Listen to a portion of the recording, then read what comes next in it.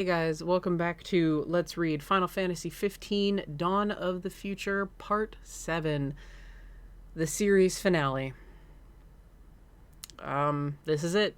This is the end. We are 51 pages away from the end. We'll have gone through 327 pages.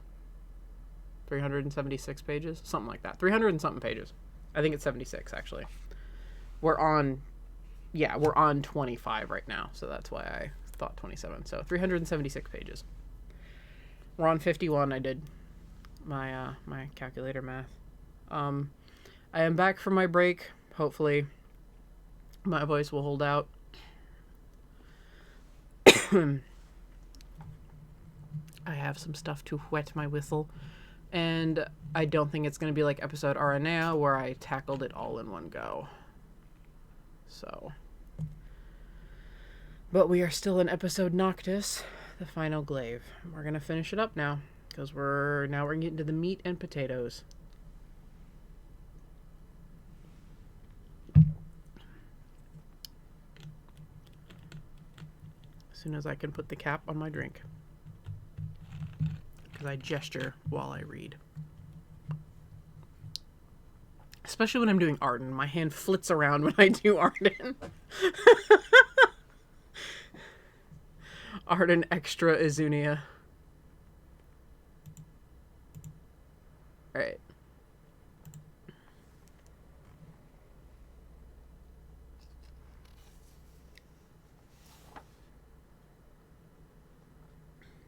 Alright. Oh my god, you become him. Dude, I wish I had Darren DePaul's voice. I'm sorry. I'm so excited for KupoCon. Like, the digital KupoCon with Ray Chase and Darren having been confirmed. I'm super excited. So, especially knowing that Arden is pretty much like one of Darren DePaul's favorite roles. Soup's excited. No, I wish I had Darren DePaul's voice. But I'll take that as a compliment. I become my favorite character. I will take that. Alright. Noctis heard a scream like that of a beast in pain. It seemed to be coming from just beyond the doors he sought to open. He flung them wide and rushed into the throne room, only to stop dead in his tracks. Some manner of creature lay writhing on the floor. From its jet-black skin rose the dark miasma of the demons. "I'm afraid you're out of luck," Arden's voice floated down from on high. "You've arrived just a moment too late." "Arden," Noctis growled. "She couldn't wait for you any longer, you see." The creature raised its head, arms and legs still limp on the floor. Noctis gasped. "Luna!" Lunafreya made no response to Noctis's voice. Her eyes were vacant. It was impossible to tell what she was looking at, or if she could see anything at all. With the Scourge's transformation, she hardly resembled the woman she was before. All the same, Noctis knew immediately that it was her. He turned back to Arden. "What did you do to her?" "Now, why would you think to blame this on me? I'm almost offended." "Enough with the games!" "I assure you, this is all of her own doing. She absorbed every last bit of the Scourge from the Infernian himself." Lunafreya stumbled to her feet. When Noctis tried to rush to her side, she leapt away with an inhuman speed, reaching down to snatch up a polearm that had fallen on the ground. "Luna!" Noctis watched in disbelief as she leveled her weapon's blade directly at him. "Please, stop this!" She lunged, offering no word of explanation, or any indication that she'd heard his words, let alone comprehended them. Noctis dodged to the side, barely avoiding her thrust. It was clear her actions were not intended for show. She sought to take his life. "Luna!" he shouted. "Can't you see it's me?" He'd managed to grab the spear's haft with one hand, gripping it tight. He needed to get the weapon away from her before she got hurt. But a mere moment after he'd laid his hand on the weapon, the world inverted before his eyes, and his back slammed against the ground. He groaned in a mix of pain and disbelief. Somehow, she'd been able to lift and throw Noctis down effortlessly, in a show of overwhelming strength. "Please, Luna, you have to snap out of it. he pleaded, rising from the floor and approaching her again. Suddenly, a towering blade flew down from above, driven into the stone between them. "The Chosen's purpose is no more." The words of the Draconian boomed throughout the throne room. The Blade Keeper himself made no appearance. There was only the massive blade and the stentorian voice. "Power is granted that darkness be banished and balance return to the star. When mortals grow arrogant, seeking to repeat blasphemes of old, no longer are they worthy wards. To cleanse the star, all life must be swept away. So it is ordained, and so shall it be." "All life swept away?" Noctis repeated, uncomprehending. "But I thought you sent me here to—" His mind needed time to catch up. Was this not the same deity he'd encountered in the crystal? Still fresh in his mind was his own calling, as delivered by the Draconian. The true king was to rid the star of darkness at the cost of his own life. Had the Blade Keeper's intentions changed? If so, why? Bahamut continued to speak. It seemed he would not offer answers, or even pause to give Noctis time to comprehend. "The time is over." Not over. "The time is come. Let the power be unleashed, O sovereign of the Scourge." Lunafreya's body floated up in the air. That was the last thing Noctis saw, and as his consciousness slipped away, the last thing he felt was a tremendous force hurling him away.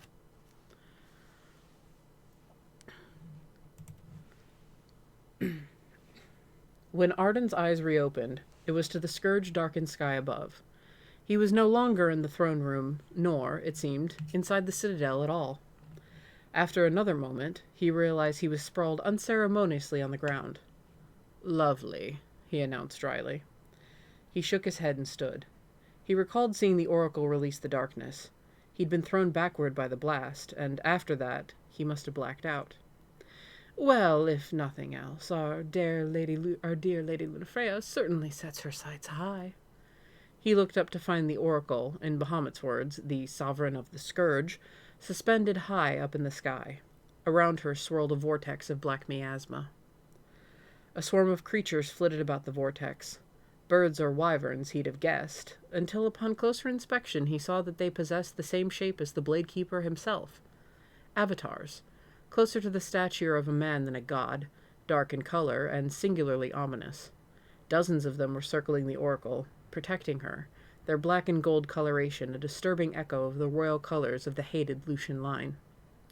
"Behold, the goddess of darkness," Arden mused. The sky seemed to be darkest directly above the citadel, right where Lunafreya was. This was the spot where all the star scourge plaguing the world was to be drawn. All the dark power would be concentrated here for the draconian spell. "Terraflare," Arden murmured. "The preparations are already underway."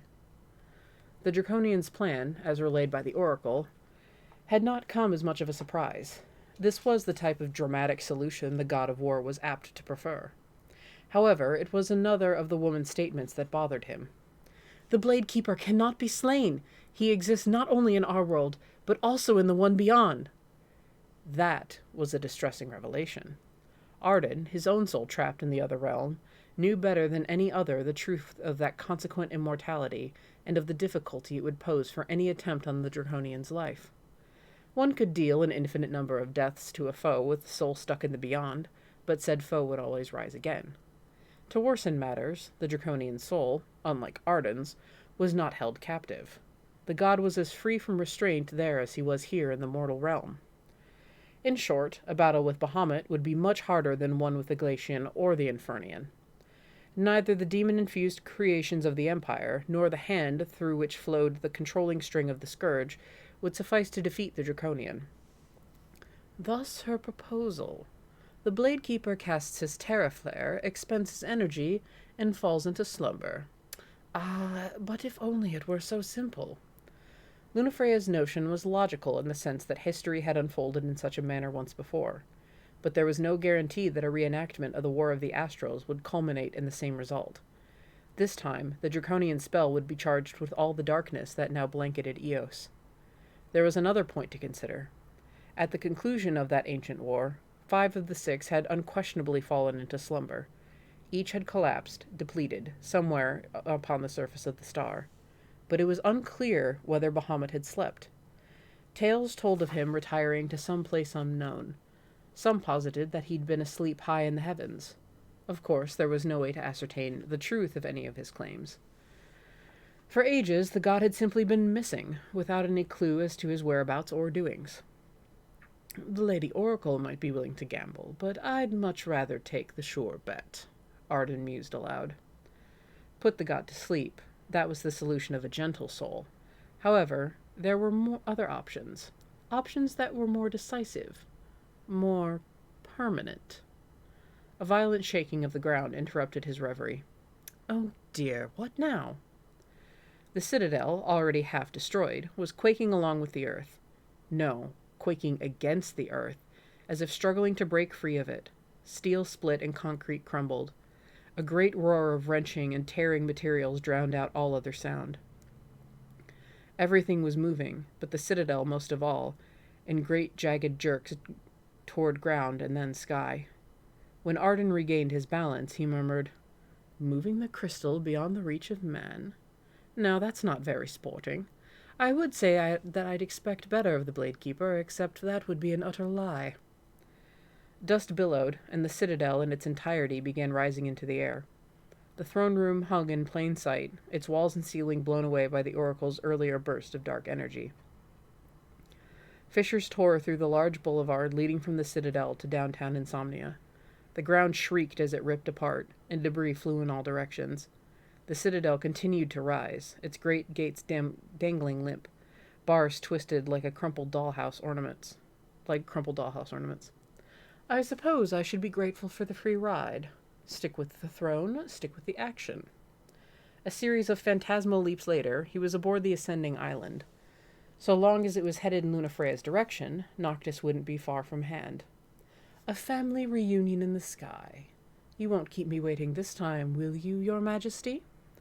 Arden, standing in the citadel courtyard and staring down at the receding city streets, began to laugh.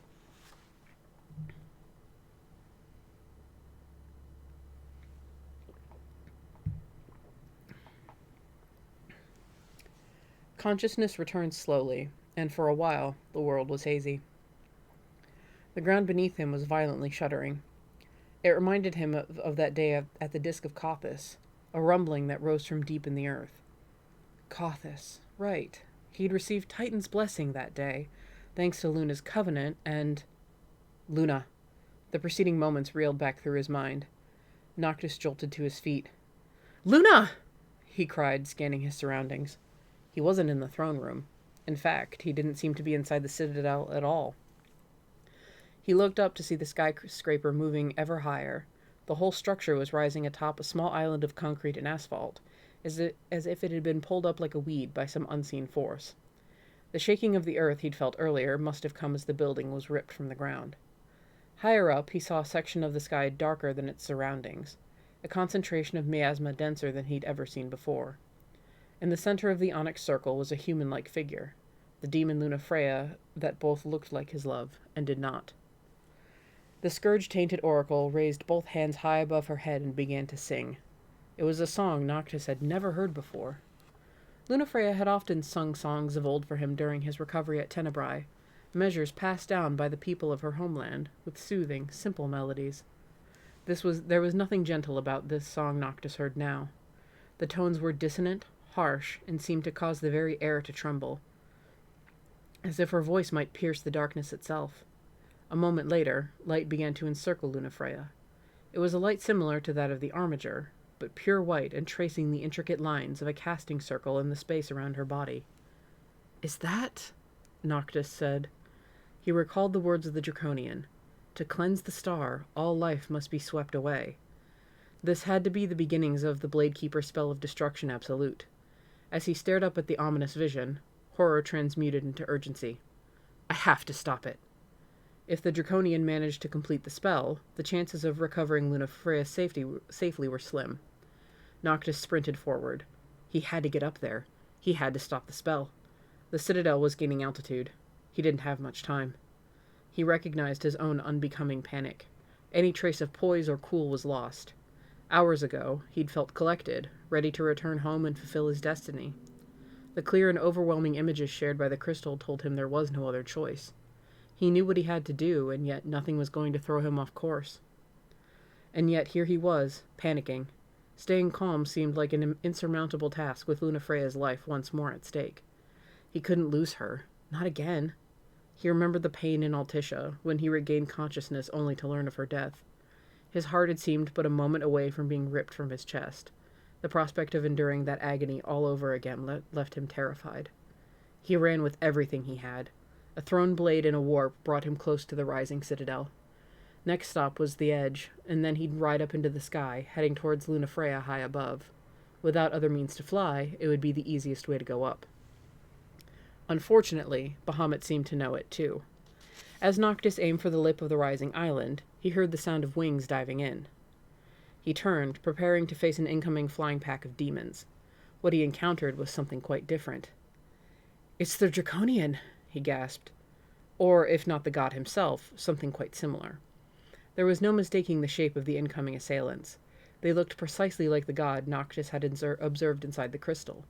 However, they were much smaller in scale, perhaps twice Noctis's own stature, with splayed swords for wings, and flexible tails like the supple leather of a whip. In their hands they wielded greatswords. There were several dozen, arranged in ordered ranks reminiscent of the Empire's automated infantry. Whether these smaller blade keepers were incarnations or simply minions, Noctis was not certain, but they were undoubtedly created to execute the blade keeper's will. Avatars, perhaps. At any rate, this was no unordered mob of demons. These foes behaved intelligently, clearly intending to strike at Noctis with coordinated tactics. "Looks like someone doesn't want me near the citadel," he muttered. For what the avatars lacked in size compared to their master, they compensated for with speed and ferocity. The royal arms flashed into Noctis's hands. He parried blows and struck back, but it was clear he was at a disadvantage. There would be no swift victory against this many skilled opponents. "Damn it!" he cursed as another avatar swooped in. Easily as troublesome as their greatswords were their bodies and wings. The avatars dove and twisted, not at all hesitant to try bodily slamming into Noctis, bladed wings sweeping forward to slice at his arms. He wouldn't be able to avoid every blow. A sharp pain ran through his biceps. Enough solid contact on his right, and he'd find it hard to wield his glaives to fight back. At long last, he managed to fell one, but the rest continued to dive at him. His hard-won victory evaporated like a ladleful of water thrown upon hot coals. The avatars toyed with him, dictating the terms of the fight, and Noctis's fatigue mounted. Despite the fact that he'd managed to slay one, it felt like there were more enemies now than there had been to start with. All the while, the citadel continued to rise. Soon it would be at too great a distance for Noctis to reach with a warp. He had to cut this encounter short, but for the number of opponents, their strength and coordination kept him pinned. He had to think. A sudden call came in from behind him. "Noct!" An avatar's incoming sword rang with an impact and jerked off course. It took Noctis a moment to comprehend what had happened. A bullseye shot, dead center on the enemy's blade. Someone was firing at the creatures with a gun, and Noctis realized exactly who it was. "Prompto! Glad you could make it!" he shouted in response. Before he could turn to confirm, he heard the whoosh and clang of greatsword, and then a heavy thud as something collapsed to the ground. Noctis finally found a moment to shoot a glance over his shoulder. "Gladio! Long time no see." The sworn shield lifted his massive blade to rest on one shoulder, the avatar that had been bearing down on Noctis's back now vanquished. Sure took your sweet time showing up," Gladio grinned. "Look who's talking," Noctis responded. "This is all quite heartwarming, but I'm afraid the happy reunion is going to have to wait," a third voice chimed in. "Ignis." The sound of wings slicing through the air reached their ears again. 3 more enemies, inbound fast. Ignis was already crouched slightly, polearm held ready for the leap.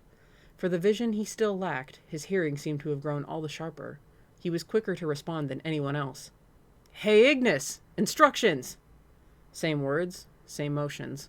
Just like old times. "Attack together on my signal," Ignis replied calmly.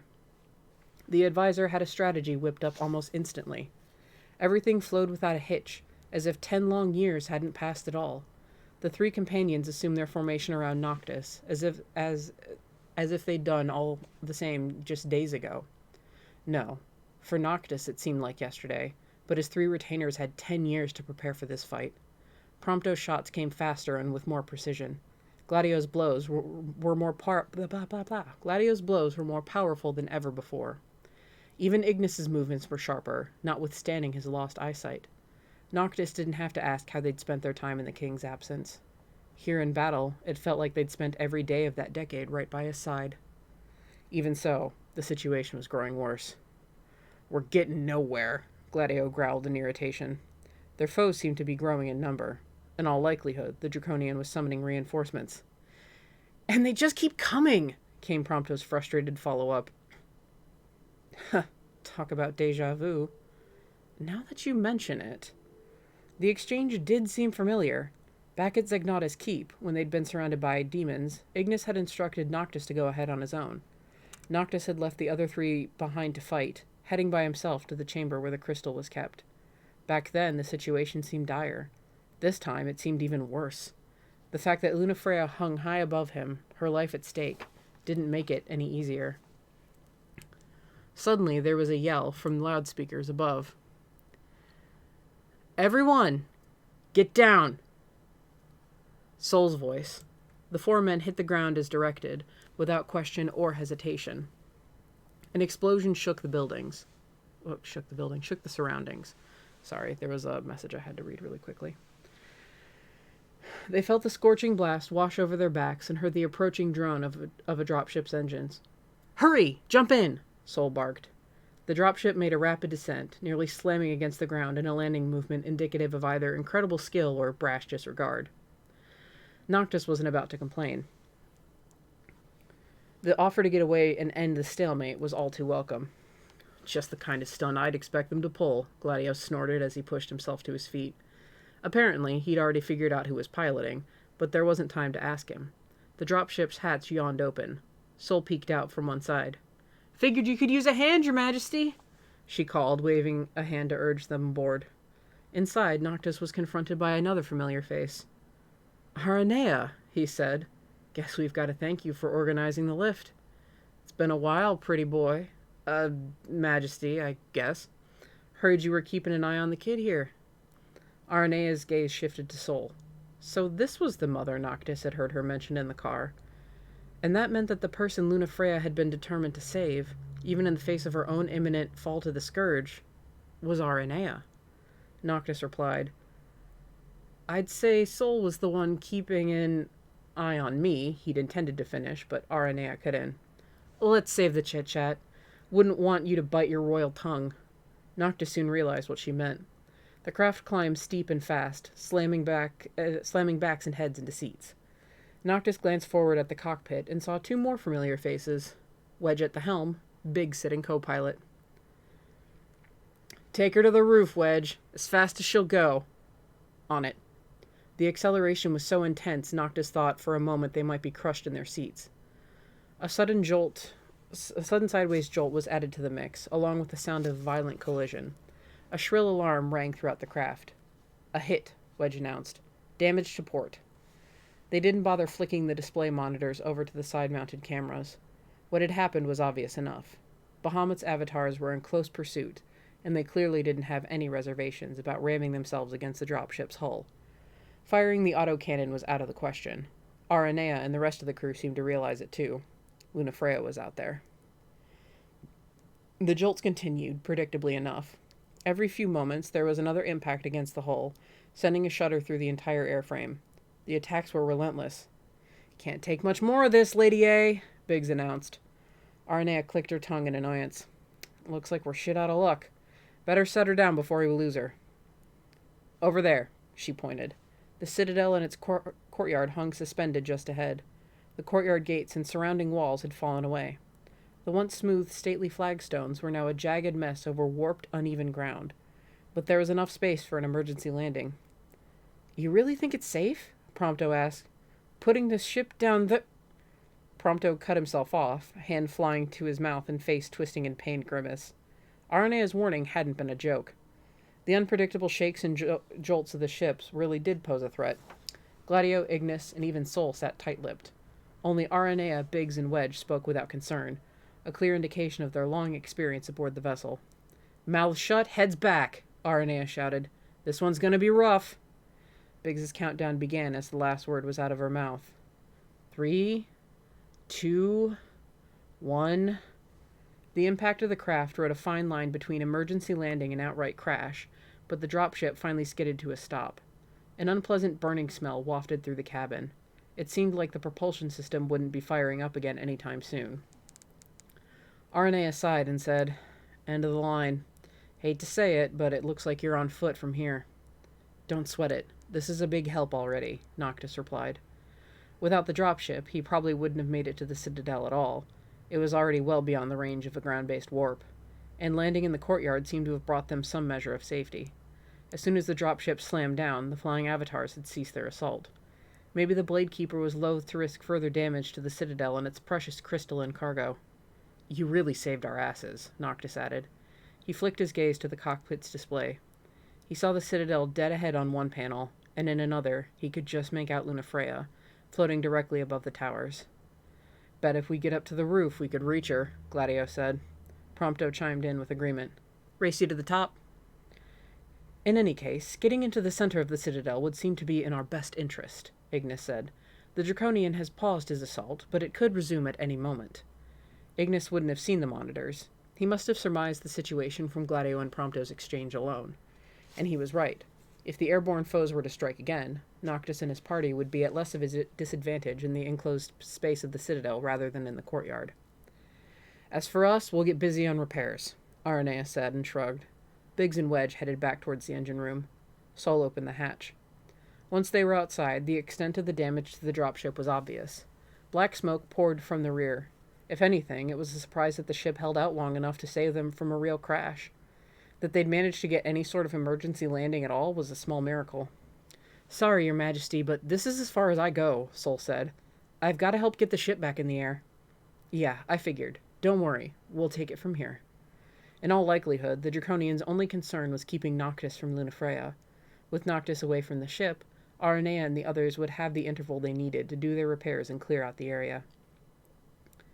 Noctis looked at Sol once more. "Actually, I've got a favor to ask. Once you've got this thing flying again, I want you to pull back to Lestalem." "Huh? Why?"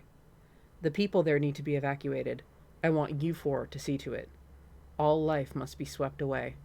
Noctis couldn't shake the Blade Keeper's words from his mind. At this point, it wasn't hard to imagine that some massive blaze tearing across the surface of the star. And if that did happen, evacuation would be easier said than done.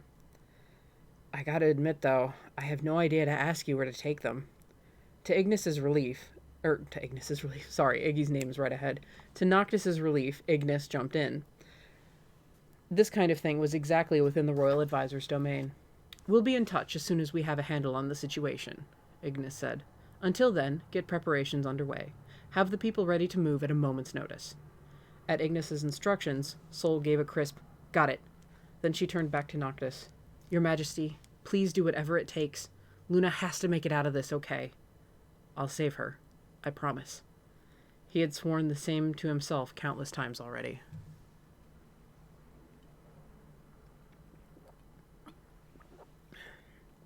This was the imagery on the inside of the final glaive. It was Luna as the goddess of death. But I think it's so fucking cool that I was like, no, I'm going to pull game CGs instead.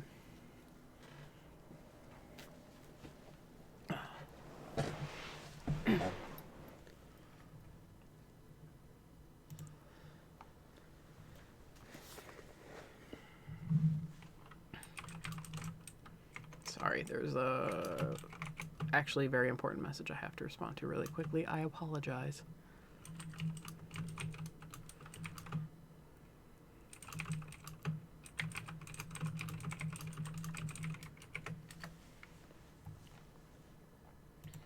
Okay.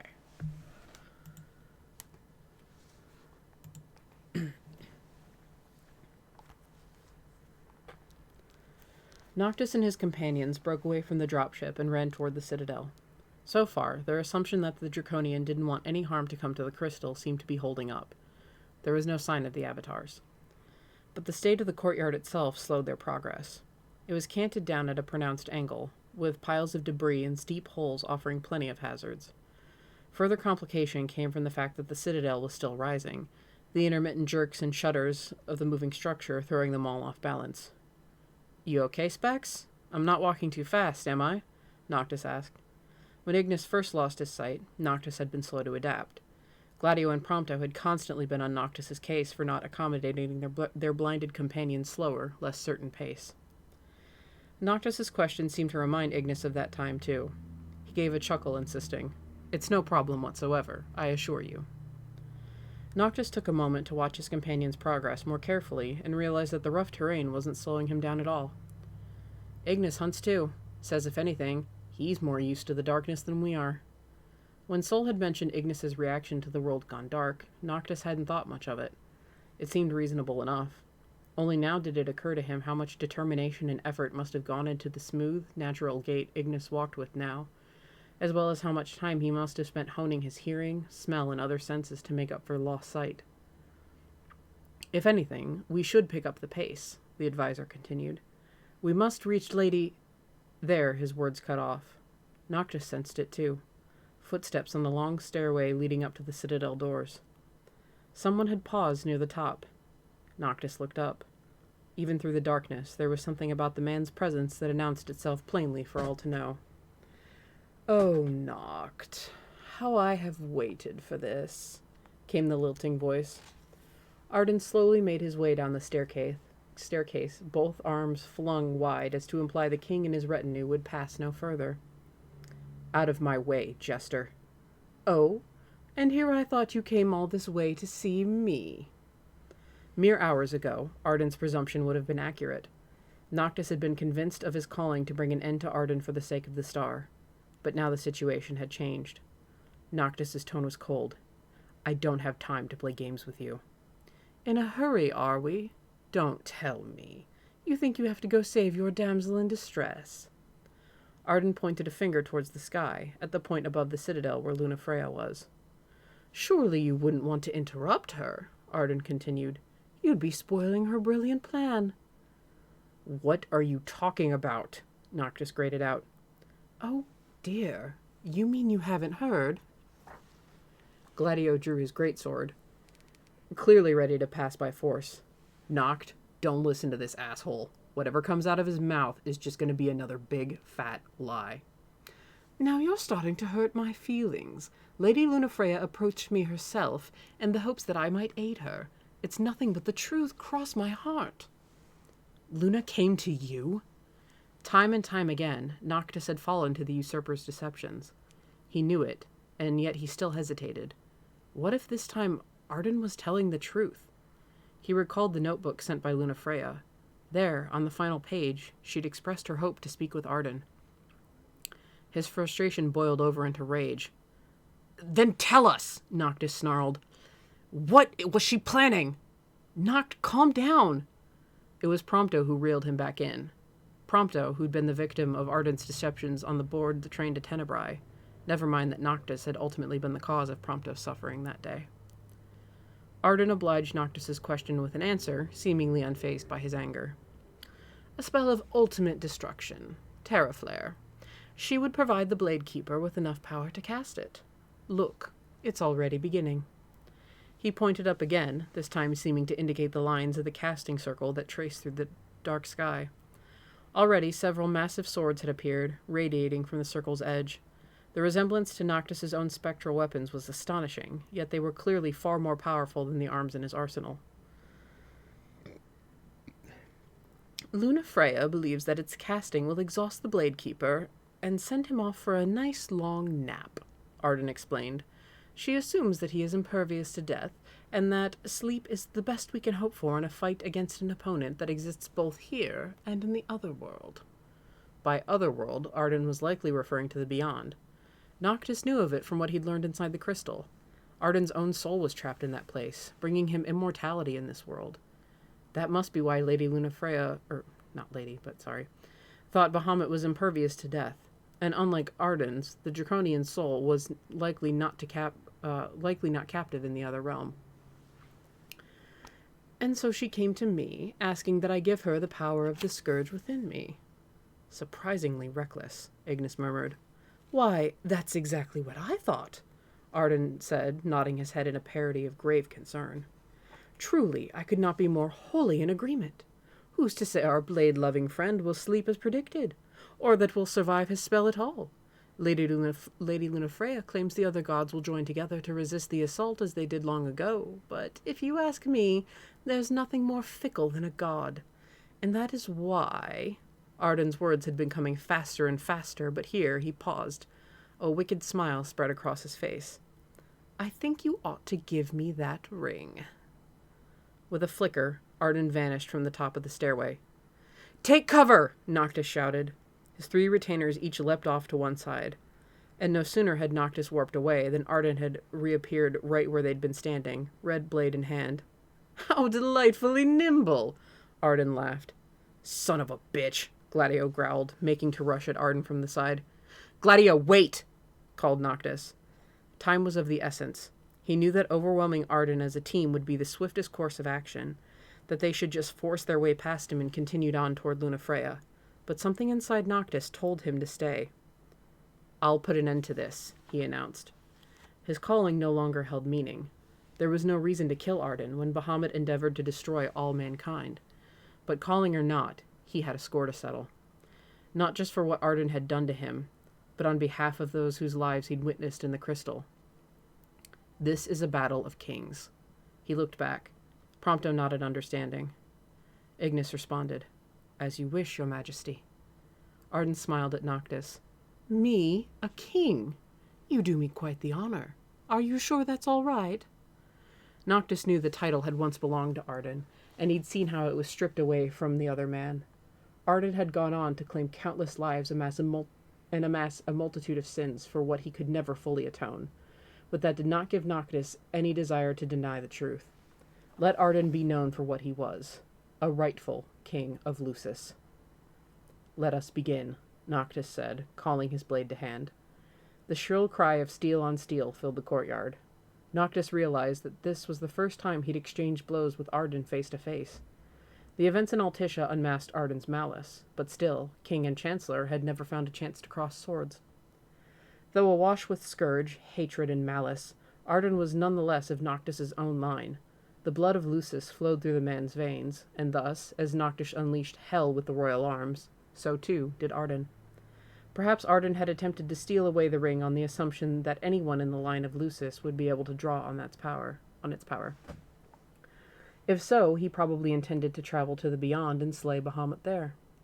Before the fight, he'd mentioned how the Draconian existed in both realms, and that as long as one of the halves the god would never perish.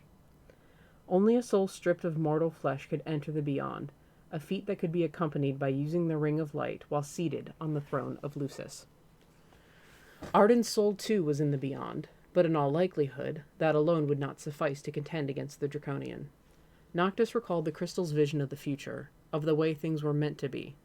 In that future, he destroyed Arden's soul with one decisive attack. Arden had been unable to resist any meaningful degree. With mortal flesh intact, one could not cross over, and so the power of the Lucii was required to leave the body behind. Once crossed over, the soul alone could not properly fight, so again, the power of the old kings was needed. No matter which of the 2 worlds one was in, the power of the ring of the Lucii would almost certainly be essential. As Noctis's mind whirled, the fight with Arden raged on. This is the strength of the true king? Irritation filled Arden's voice. This is all the Draconian bestowed? The course of the battle had shown the two to be evenly matched. Arden seemed unimpressed, as if the fight were wholly insufficient to appease 2,000 years' worth of animosity. And the gods tell me I'm to fall to this pathetic display, he cried. What insult! Noctis recalled the crystal's final vision of Arden, the man yelling with unbridled rage. You say that I live only to die by the hand of the heir to an ill-gotten throne. That is the fate the gods have chosen to bestow upon me? Not once have I begged the gods for such a blessing, and I do not intend to kneel before you now. Nothing matters, none of it. Not the blessed gods above, nor the accursed kings below. To hell with them all! All that matters is that I have my revenge. I shall fell the gods. Noctis had never seen a face so full of hatred in all his life. Of the 2,000 years of history he'd seen within the crystal, nothing came close. "Insolent whelp," Arden growled at Noctis. "You think 10 years is a long time?" The fight was tense, and Noctis did not hold back. It wasn't simply a matter of dispatching his opponent anymore. Now he had his own particular goals, which required keeping Arden alive. So he'd need to land a carefully targeted hit, one with just enough force to take the fight out of Arden. "It is nothing to me! I have lived in darkness for ages!" Arden continued, his irritation growing hot. "Believe me, I know," came Noctis's retort. "You've lived for 2,000 years, every moment of which I've seen. I know every detail of your world." With the crystal's knowledge, the king was bound to act. The knowledge would weigh him down, and any thought of abandoning his fate, and fuel a sense of duty stronger than even the fear of death. That was why the Draconian had shared the memories recorded in the endless expanse of the crystal. It was a tactic meant to render Noctis unable to flee his calling as true king. But the gods were gods. They did not know with certainty the mind of man. A burden meant to force one's actions might, if too overwhelming, compel its bearer to seek a different course.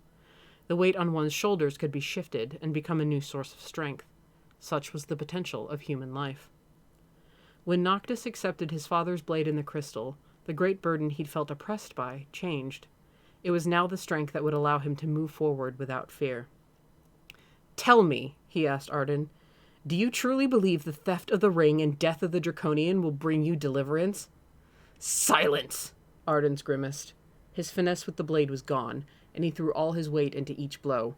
"To hell with you accursed kings and your conniving gods!" Noctis's comments had touched a nerve. It seemed Arden might have had a similar exchange with someone else already. The accursed's attacks grew frantic, and his guard was down. When the fight began, Noctis had been pressed to find even the slightest opening. Now, Arden's movements were sloppy, and Noctis found himself with any number of chances to land his perfect blow. "Deliverance means nothing to me! I am—" Noctis did not let him finish. Calling the sword of the father to hand, he thrust straight and true. When the hit landed, Noctis put all his force into it, hurling Arden to the ground.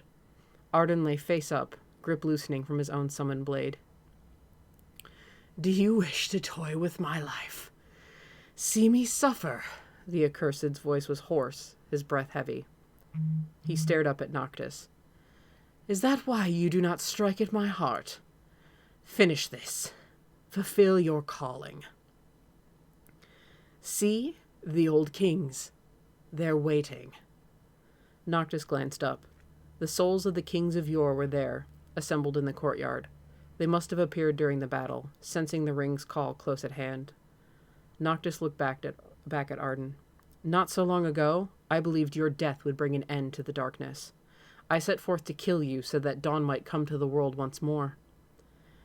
Coming to terms with the act would have been another matter, but the execution would have been simple enough.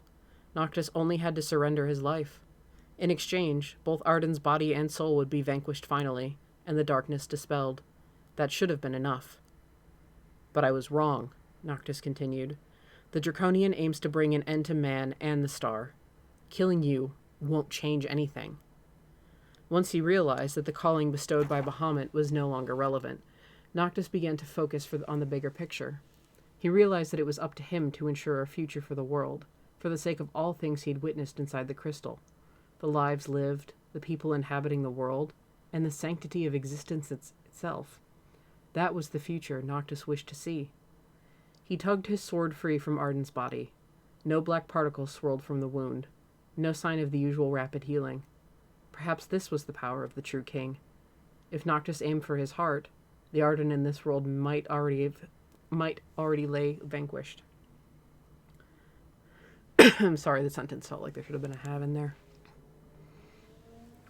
Noctis stared into Arden's eyes. "If you'd managed to gain the ring and cross over into the realm beyond, and if you'd managed to defeat the Draconian there, Would Eos and its people be safe? Arden's words came between soft groans. A possibility, perhaps. Not that it is any concern of mine. If so, allowing Arden to cross over to the beyond might be for the good of all, even if he were doing it for his own selfish reasons. But there was one problem. I won't stand for a world whose survival hinges on the sacrifices of others. Not even if that sacrifice is yours, said Noctis. He would always hate Arden for killing Lunafreya, and the urge for revenge ran deep. Still, he was loath to use the man to achieve his own goals. The manipulation of others was the very root of the evil against which Noctis rebelled. He continued, Don't get me wrong. I'll never forget the things you did to my friends, or the agony you caused Luna. I can't forgive you, or let go of my hatred. But I want all the lives on this star to be saved, and you are one part of this world. Arden's clenched jaw quivered. His eyes no longer held a trace of anger or loathing. In them, Noctis saw a flash of something that was hard to place. And besides that, Noctis added, I made a promise to the mystic. He begged me to find a way to bring you peace. Free my brother from his eternal curse, Somnus had pleaded. Hatred and rage were not the only things that chained Arden. His undying body had also brought him long years of torment. I don't want there to be any more sacrifices, but if this will bring you peace, I'll allow it. Noctis pulled the ring from his finger. Arden, face still contorted with pain, sat up. A breath escaped his lips, somewhere between sigh and wry laugh. How very regal you've become. A true king indeed. Kings of Lucis! Noctis called out to the specters assembled in the courtyard. Hear my plea. I hereby entrust the Ring of Light to the man before me. Allow him to use it as you would allow me. The royal souls floated in silence. Noctis continued. I know as you do the blasphemy I suggest. I know that you, whose powers stem from the divine, may be reluctant to do this. For with this ring, For with this ring, this man would endeavor to slay a god. But know this. The Blade Keeper works to bring an end to all mankind. Lucis and all you labor to protect will be gone forever. Knowing that, would you still waver? One of the 13 moved forward. Rulers of House Kylum, leaders of Lucis, heed the plea of one brother for sake of another. Accept Arden Lucis Kylum as bearer of the ring. The soul of the mystic shed its great suit of armor. Arden's eyes widened. Among the 13, this one stood not as an ancient king, but as the man he'd been in life. Brother, may this serve as a small token of my penance. Somnus, Arden whispered. I dare not hope you to ever have your forgiveness. All the same, I will forever apologize for what I have done. Arden's gaze remained fixed, features unmoving. Noctis had watched as Somnus offered an apology like this once before. Back then, he'd been rebuffed in rage. Arden's silence seemed as much a sign of reconciliation as might ever be hoped for. Words from other kings poured forth, all directed towards Arden. Man consumed by scourge is no longer man, and so, with our strength imparted, thou mayest but crumble to dust, or ignite with flame and burn alive, or suffer an agony equal to death. Yet knowing that, would thou still seek our power? Arden stood, his balance unsteady as he turned to face the Lucii. He spread his arms wide, his taste for theatrics apparently not dulled by his injuries. Crumble to dust, you say? Burn me alive. Already have I lived through the worst agony this world has to offer. The pain of which you speak is nothing to me. The 13 kings glided closer to encircle Arden alone. Then so be it. Thou shalt have our strength to don the ring and ascend the throne, where we will await thine arrival. And here, Noctis saw that it was his father's turn. The 13th soul merely nodded without a word, and as if that had been the signal to depart, the old kings were gone, and the courtyard silent. Noctis held out the ring to Arden. Arden grinned. I must confess, it's been so long since I've been given a gift. Almost 2,000 years, in fact, that I've completely forgotten what to say. He gave another dramatic shrug, accepted the ring, then swept his arm aside to one side, inviting Noctis to make his way past.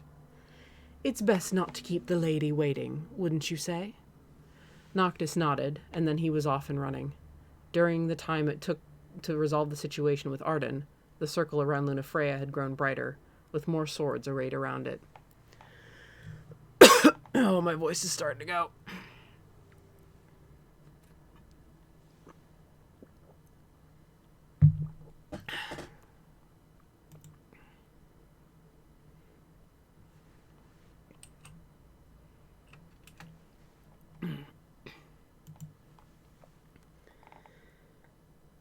Inside the citadel, they saw no trace of the Draconians' avatars. Perhaps damage to the structure and the crystal it housed really was a risk that Bahamut could not tolerate.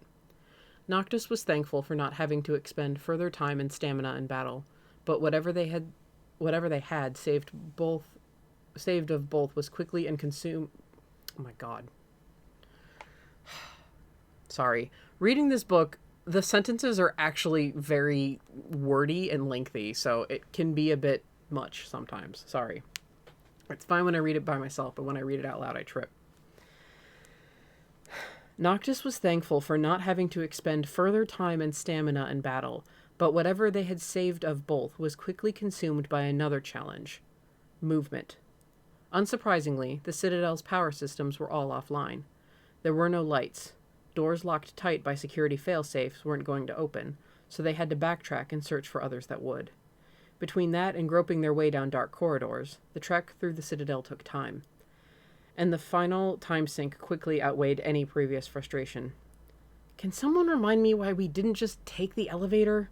Prompto let out a heavy sigh as the four trudged up flight after flight of an emergency stairway. You know, instead of trying to climb our way to heaven one step at a time. Even Gladio was breathing hard, though apparently not so much as to forego baiting Prompto. Yeah, it's a damn mystery. Think it has anything to do with the Citadel being turned into a makeshift airship? Right, forgot about that, Prompto replied. Then, hey Iggy, you doing alright back there? Trying to use Ignis to score a break? That's low. Am I that easy to read? Like a billboard. Whatever, I'm fine. I could keep this up all day. We'll see about that. In case you hadn't noticed, there hasn't been a day in years. The situation was dire, but on hearing his friend's banter, Noctis couldn't help but smile. The sense of urgency and worry did not lift, but they no longer seemed to weigh so heavily against Noctis's chest. Looking back, very little of the journey they'd embarked on had gone as expected, and feelings among the four were hardly in perfect harmony the whole way. There had been disagreements, confrontations, and any number of tense moments.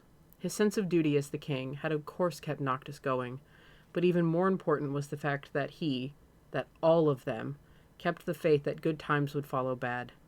However much things hurt today, there would always be a tomorrow for them to heal. No matter how big the fight, they'd always reconcile. Knocked. Ignis's hand landed lightly on Noctis's back. It will be all right. We shall surely make it in time. Just like now, his friends were the ones who helped him see that there was always hope. I know, he said, and patted Ignis's shoulder in response. When they finally reached the uppermost floor of the Citadel and emerged onto the roof, the darkness outside had grown so thick as to be stifling. The concentrated power of the scourge was palpable. Lunafreya's strange songs continued uninterrupted. The casting circle had begun to flicker at erratic intervals. It was plain that the spell was nearing completion. Terraflare was almost upon them. Great, we're here. Now how are we supposed to stop it? Prompto asked uncertainly. No clue, responded Gladio. But we gotta try. I'm guessing we can't just pick her up and walk out of here. The words had barely left his mouth when a whistling sound descended, like blades slicing through air. The avatars. It seemed Bahamut deemed the rooftop far enough away from the crystal to risk a fight, or close enough to Lunafreya that there wasn't any other choice. Noct, you've no time for the riffraff. Leave them to us, Ignis instructed. Right, Noctis said, and hurled his sword at one of the foes gliding near. In a flash, he'd reached it and was aiming again. The only way he could get to Lunafreya was through warping, but she was too high up above the rooftop to be in direct range. So he would have to go from enemy to enemy, using them like stepping stones through the sky. As Noctis streaked from one foe to the next, he felt bladed wings brush against his arms and torso. Pain seared through him, but he did not slow. If he stopped, he would fall. "Luna!" he cried. She was close now, but haste made him careless. An enemy he'd thought firmly within his grip suddenly twisted, and Noctis was tumbling through open air. By the time he realized what had happened, the wind was already roaring in his ears. He tried to level his aim for another warp strike, but caught only air. He was falling too fast. Bitterness welled up within him. So this was how it ended. What a waste. As his heart cried out that it was not ready for the end, a new voice boomed in his ears. "Rise, O chosen! The pact with the oracle shall be honored." A funnel of flame twisted around Noctis, breaking his fall. "The Infernian?" Noctis wondered aloud. "Ifrit offers me aid?"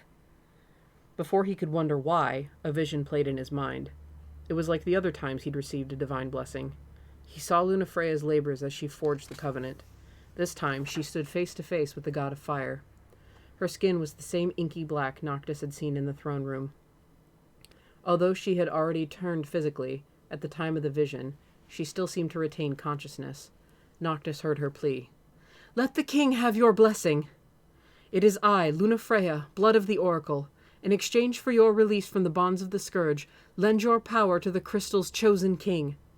She shouted it at the top of her lungs, her legs quaking beneath her.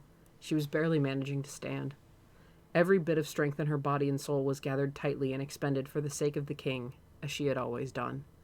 And now, once again, as Noctis plummeted through open sky, it was Lunafreya's action that brought him aid. This time, he would not lose her. He swore in his heart that he would see her safe. "The revelation of Ifrit is at hand," the Infernian proclaimed, and Noctis felt himself rising into the air, buoyed by the god's roaring flames. He was headed straight for Lunafreya. Noctis glanced down, seeing not only the Infernian below, but also Shiva, the Glacian. "The gods have heard the oracle's prayer. Let the promised king receive aid divine," she announced. And then the other gods of the trials appeared. Titan, the Archean, Rama, the Fulgarian, Leviathan, the Hydrian. The 5 gods that existed alongside the star gathered under the darkened sky. "Luna, I'm almost there!" Noctis cried. Another moment and he'd be at her side. Just a little farther. The darkness waxes full. The Draconian's booming voice shook both heaven and earth. The intricate circles around Lunafreya expanded outward to touch the 12 summoned blades. From each of the blades came a blinding flare. Each was as the sun at midday, a ball of burning light and heat. "Go forth, O blades! Wreak destruction upon the foolish insolence below." He was too late. Noctis looked on in horror as 12 orbs of fierce incandescence descended upon the land. The orbs grew brighter yet, until Noctis could keep his eyes open no longer. "The time has come. Defend the star!" The Glacian's cry shook the surroundings. Noctis heard the rumble of earth, the crackle of lightning, the roar of waves, and the blaze of hellfire. Even with his eyes closed, bright white light filled his vision. He had no hope of seeing what was going on. He could only hear and feel the clash and collision of massive entities locked in battle. 5 gods fought against the catastrophe unleashed by the 6th. Though Noctis had told it would be so, he was still frozen in shock. He hadn't arrived in time. Grief overcame him. He felt strength leave his limbs and his body fall limp. The silence that followed fell suddenly and completely, as if all sound were gone from the world. Slowly, vision returned to Noctis's eyes. Far in the distance, he saw a crumbled mountain. The glowing red lava flowing around the rubble told him it had once been the rock of Ravito. If so, that meant the vast empty space stretching out before its peak once ridged the crater of the disk of Cauthis. No trace of the disk remained, as if the land there had been scooped away entirely. At the edge of the destruction, he saw the cityscape of Lestalem. In the Great War of old, the 6 had managed to protect the star from the threat of Terra Flare. This time, 5 had resisted, and even then their combined power fell short of stopping it. Yet the gods had done well. They had averted complete devastation. That some portion of Eos still suffered was testament to the overwhelming intensity of Terra Flare's power. Their 5 divine saviors lay strewn across the land, face down, unmoving. The Draconian's voice came down from on high, mocking their weariness and pain. Mortal fool, shielded by fools divine. The 5 on the star are spent, and to what end? So be it. Since folly persists, those devoted to it may perish alongside their wards. The Draconian's voice was firm and strong. He seemed untroubled by weakness or fatigue. Lunafreya's plan had failed. Terraflare had been cast, but the Draconian's strength had not been sapped. He had not drifted into slumber. The Blade Keeper, it seemed, was not so easily overcome. Somehow, Noctis had been returned to the Citadel courtyard. "Luna!" he called, scanning the surroundings. "Where are you?" He flicked his gaze up, to the place where the casting circle had been moments before. Lunafreya still hung there, her skin deathly pale, as if all the darkness she'd harbored had been drawn out and consumed by the terrible spell. New worry crept into Noctis's mind. What if the spell had sapped her vitality as well? Was she still alive? He tried to banish the dire thought from his mind and to focus on the moment. Lunafreya's body lurched to one side. "No!" Noctis shouted. He ran across the courtyard.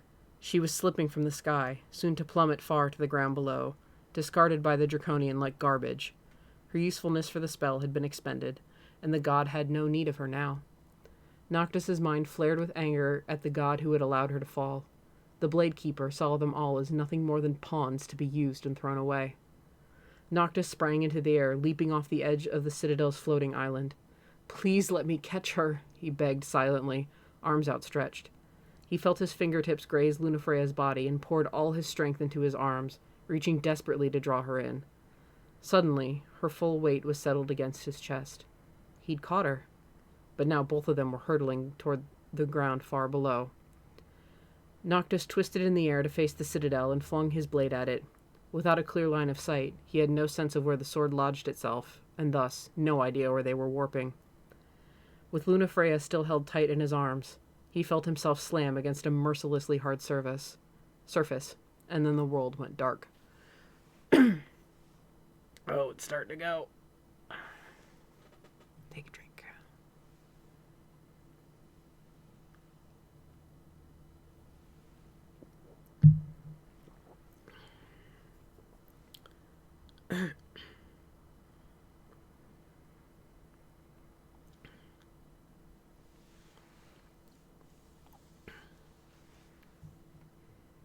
So,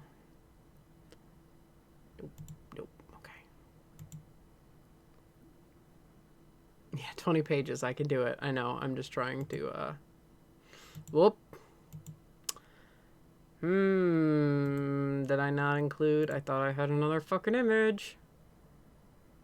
Nope. Oh, I did for, motherfuck. Okay. Thought I had another image, but no, we're just gonna keep seeing the Goddess of Death.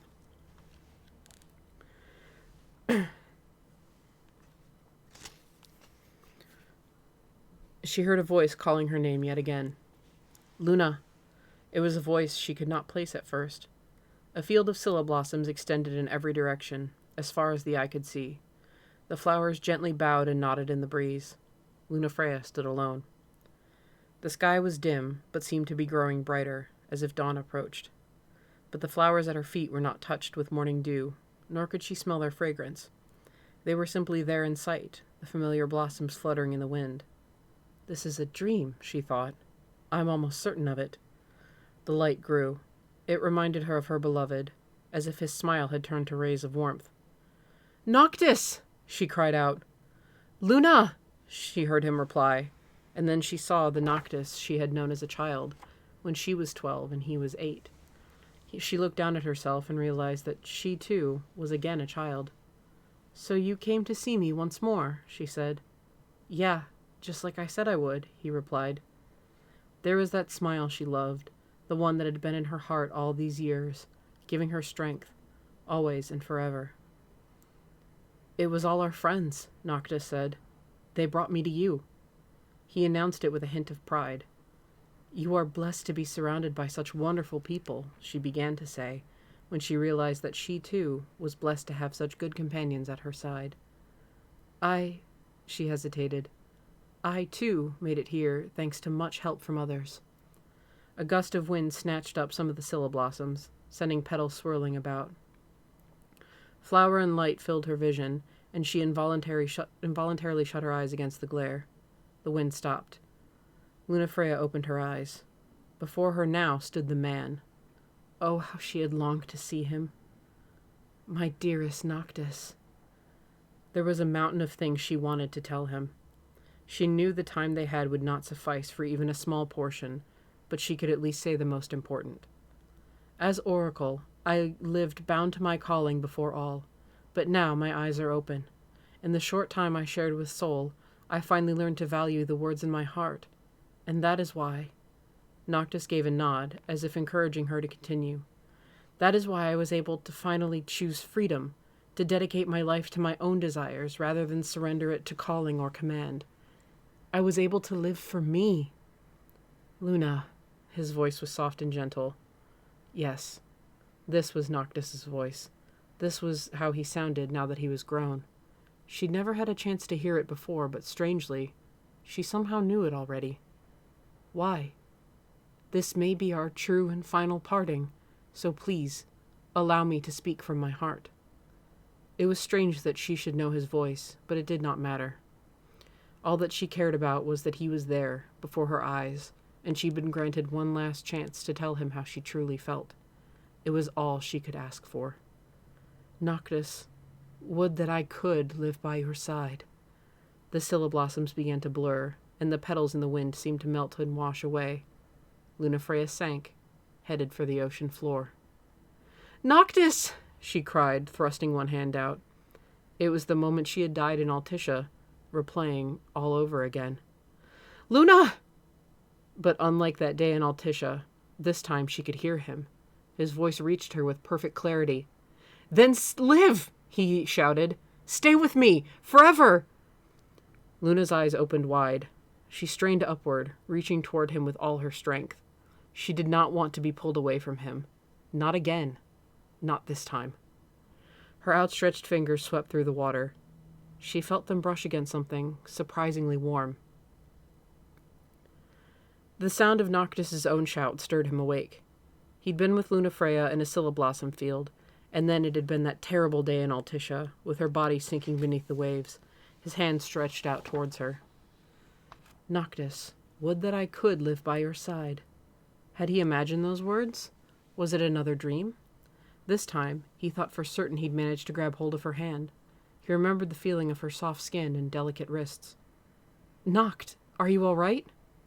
He opened his eyes. A concerned-looking Prompto sat on the ground next to him, peering into his face. Beyond Prompto's shoulders, he saw Gladio and Ignis. I'm fine, he said, head beginning to clear. How about you guys? Holding up?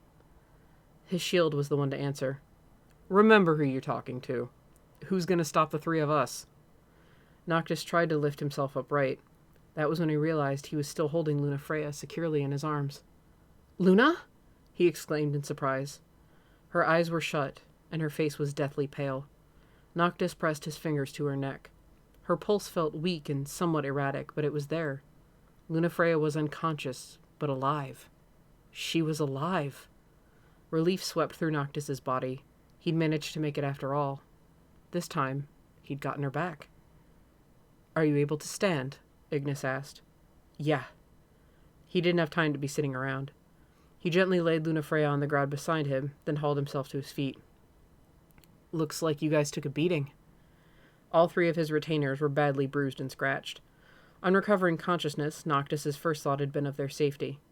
Gladio had brushed off his concern with the usual brazen air, but Noctis wasn't fooled. Their battle with the Avatars wouldn't have been an easy one. Mind looking after Luna for a bit? Asked Noctis. The battle wasn't over yet. Bahamut had neither fallen into slumber nor depleted his strength. However, it occurred to Noctis that the conspicuous absence of the Avatars in the sky suggested that Terraflare had drained the Draconian more than he was letting on. It was Prompto who voiced the group's concern. We'll take care of her, he began, but added, You sure you're going to be all right on your own? Noctis needed to take the fight to the sky. To get up there, he'd have to warp. He would have preferred to take his companions along, but it wasn't an option. They'd have to stay behind. Noctis gave a decisive nod. Yeah, I got this. He had a promise to Lunafreya to uphold. One he had made way back when they were kids, sitting beside each other in Tenebrae. Lunafreya had explained that only the true king, anointed by the crystal, could purge the star of its scourge. She'd promised to help him see it through, and he'd responded, I won't let you down. When he'd said it, a glow of happiness touched Lunafreya's cheeks. Today, he'd see that promise kept, along with their new promise, to be together forevermore. Noctis set his sights on the Blade Keeper, floating proudly in the sky high above.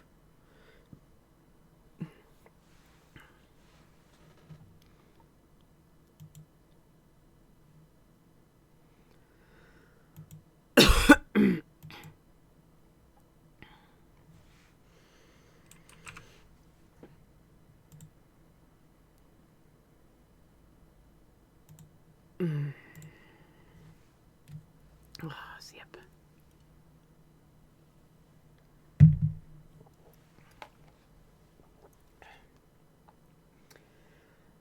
Irony, the one thing of which life is never in short supply, Arden grumbled as he climbed the steps to the Lucian throne. He never had the honor of sitting the throne. In fact, it was the denial of it that had prompted him to walk the path of darkness, stained red with blood. As he awaited Noctis's return from the crystal, he'd established himself in insomnia, making a point of lounging upon the throne as an affront to all, to emphasize that it was merely a chair like any other. That it was not his place to sit was the sum of its appeal. But now he was ascending it in truth. And that the true king would allow it, he mused. Even after 2,000 years, it seems life can still manage to provide a surprise or two. He settled down onto the seat. He cannot forgive and yet continues to hate. Yet he would see me find peace. My, how the wayward prince has grown. He recalled Noctis as he had appeared during their first encounter at Galden. The young prince had been an almost entirely different person. I can't forgive you or let go of my hatred, but I want all the lives on this star to be saved, and you are one part of this world. Those words had struck him deeply. Noctis was but a whelp, yet Arden, with 2 millennia at his disposal, had never been able to find it in his heart to offer Lucis quarter despite his hatred. Noctis's magnanimity seemed only to emphasize Arden's own shortcomings. Still, he wasn't headed to the throne now to anoint himself the hero. Not after all these years. He would use the ring, yes, but not for Noctis, or for the world, or for anyone else. This was an act taken to fulfill his own selfish ends. My revenge is finally at hand, he muttered as he slipped the ring upon his finger. Kings of Lucis, come to me. He thrust his sword down at his feet. The Lucii appeared, weapons in hand, each in turn charging directly at Arden. It was like a blue-white flame boring a hole straight through his chest. In the courtyard, he claimed to have lived through the worst agony the world had to offer, vainglorious of everything he'd endured. Not a moment of it compared to the pain he suffered now. Not even the false Era with her false trident conjured up by the Draconian had managed to impart such torment. At each stab from the spectral monarchs, his consciousness very nearly left him. The kings had warned that he might crumble to dust, and now Arden understood that it was no metaphorical threat. Still, he had to endure. He would not faint yet. This will not stay me, he said through gritted teeth. He forced his eyes to open against the pain. Above him, only the mystic remained, hovering still. Come at me, Somnus! And then, when the blade of the mystic pierced his heart, he heard a faint whisper. Farewell, brother. The sky was still dark, and Noctis was not sure why. Wasn't all the scourge supposed to have been drawn into the Terra Flare? Though the spell had been executed, darkness persisted. Either the Draconian spell hadn't been fully charged, or the pall cast over the star was so thick that even the Blade Keeper's attack could not consume it all. As Noctis approached the Blade Keeper, the god's voice resounded in the dark sky. Still the mortal fool would persist in his defiance. A wayward king seeks to turn God-gifted strength against the self-same God. Abandon such folly. What can one frail creature hope to do against the divine? Noctis tightened his grip on his sword, undeterred by the Blade Keeper's derision. He shouted back, I do not pretend my power is my own, but it's no gift of yours. In all likelihood, the ring itself had been fashioned by the Draconian, but the power gathered within was the king's of Lucis. It was a power born of mortal life and death. The ancient monarchs each gathered this strength, honed it, and passed it down from one generation to the next. Though not almighty gods, humans were by no means frail. Noctis recalled many past foes whom he'd thought he might never prevail. Okay, yeah, I did read that correctly. Sorry, again, some of these sentences are weird. He had preserved, slowly amassing strength, until each foe that had intimidated him was easily surpassed. Watch as the mortals you mock prove your own undoing. This is one battle I refuse to lose, Noctis growled. He hurled his blade straight at the Draconian, warping in for a strike. It was similar to his strategy against the Hydrian during the trial in Altissia. Back then, it had been all he could do to cling to the Tide Mother's scales. The blade drove deep into the Draconian's shoulder. Not a moment later, Noctis was knocked away by a force far beyond that of the Hydrian.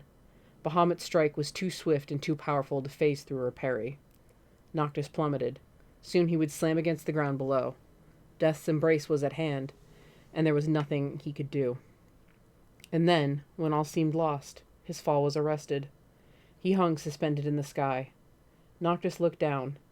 He saw the Infernian, risen again to stop Noctis's plunge. The rest of the six, too, struggled upright to rejoin the fray. 5 more are the gods who watch this star, rumbled the Infernian, and they abide none who seek to harm the world, not even the 6th. The 5 deities were weak from countering Terraflare. Noctis could see that all their strength was spent. Still, they stood and continued to lend aid. Fly, O chosen, the Glacian called, her hand spilling waves of countless ice shards across the sky.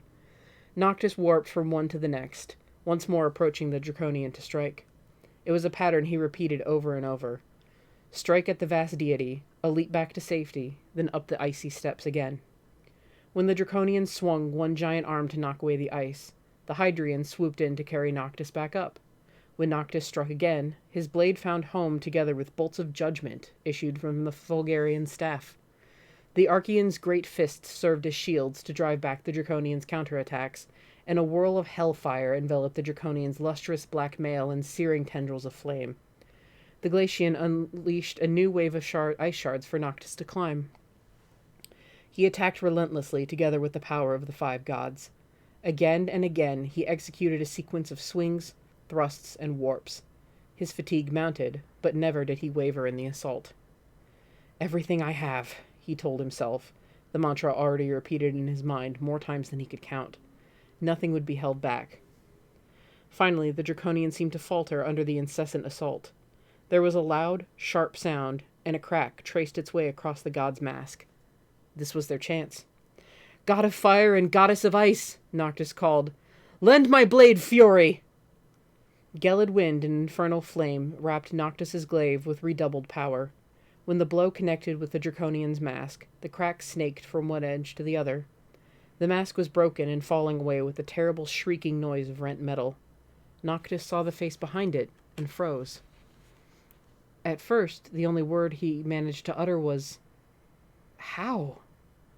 It was a visage he'd not laid eyes upon directly, but the similarity was undeniable. It was like Somnus's face. It was like Noctis's own. Was it all planned? From the very beginning? Murmured Noctis. Had Somnus been fashioned in the god's own image to serve as founder king? Or had it been coincidence? Perhaps the younger brother of House Kylum had simply grown up to look much like the Blade Keeper as to garner the god's favor. The workings of the Draconian's mind were something Noctis might never grasp. Regardless, the resemblance was clear. The countenances of the first and final kings of Lucis were eerily similar to Bahamut's own. Anger at the gods swept through Noctis once more. How long do you expect us to abide by the games you play with our lives? A god who treated the mortals as he watched over as merely tools or playthings was not deserving of faith. Someone had to stop the Blade Keeper, and Noctis would be the one to do it. Shared likeness be damned.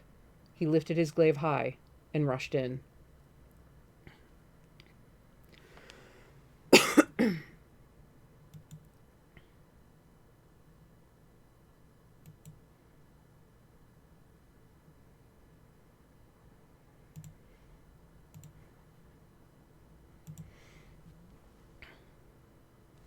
I know this place, Arden thought. He'd seen it once, in the future shared by the Draconian, wherein Arden died at Noctis's hands. But the sense of familiarity didn't derive from just the vision. Somehow, he'd known this place for ages. He'd seen it not with his eyes, but his soul had been trapped here for millennia. He seemed to be gently falling through space, but knew not whether the sensation was real or imagined.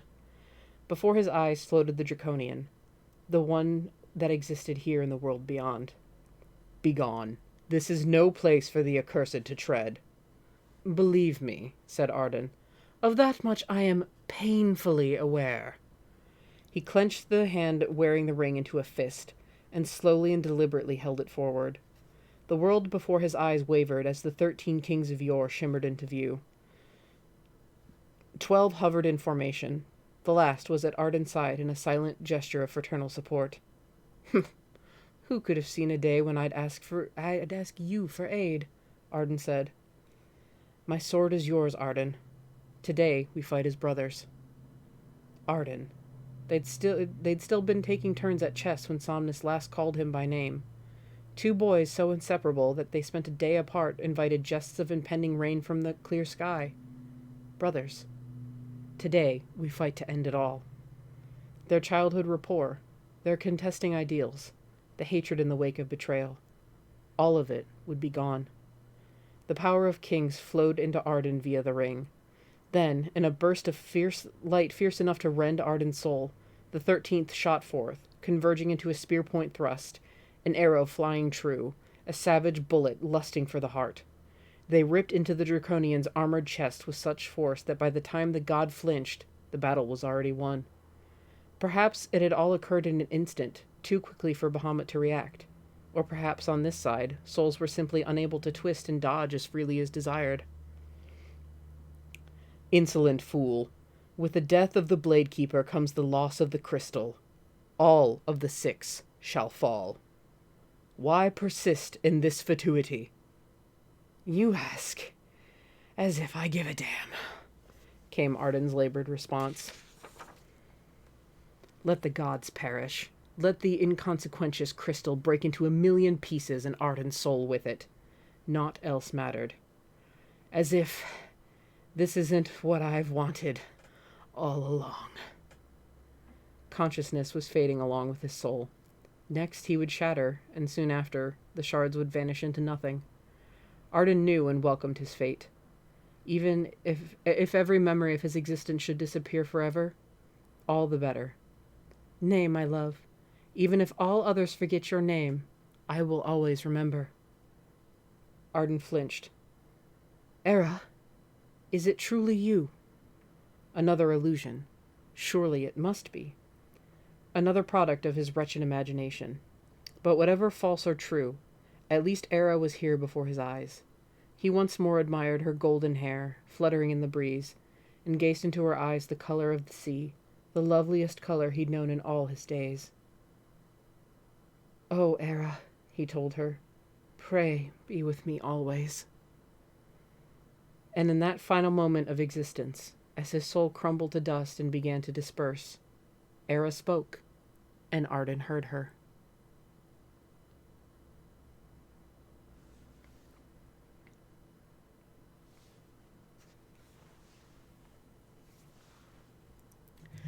I'm taking a drink and a moment to compose myself.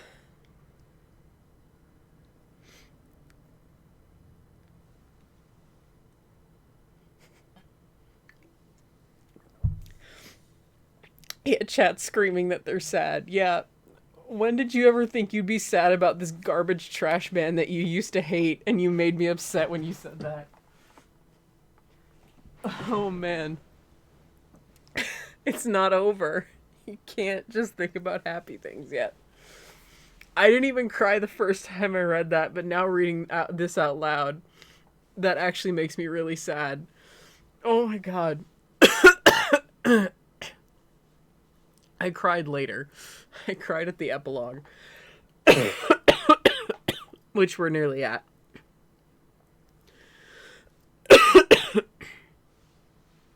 I just need to take a minute.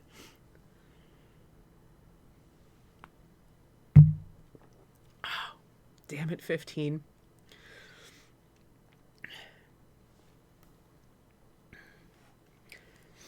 The darkness split. Fissures ran through the sky itself, and shards of the heavens began to rain down upon them. "What's happening?" Noctis cried. The star, their very world, shuddered and screamed. Between the cracks in the sky, something else shone through. It was the color of the deep sea, a color Noctis had seen before. That's the realm beyond. Why is it... He could guess one thing with confidence. Arden must have managed to defeat the Draconian. One foolish act trumped by another greater still. Such havoc serves only to harm those who wreck it. Without the guidance of light, mankind will fail, doomed to repeat the cycle of folly. The Blade Keeper's voice resounded with intensity anew, but to Noctis's ears, it was the obstreperous posturing of one on the verge of death. Always have mortals lived under patronage divine.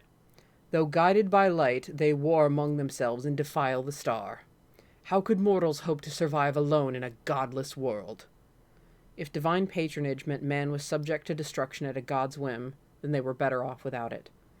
They'd been treated as tools, disposed of once their utility was over. If the gods thought such selflessness to be guidance, it was better for mankind to live on alone.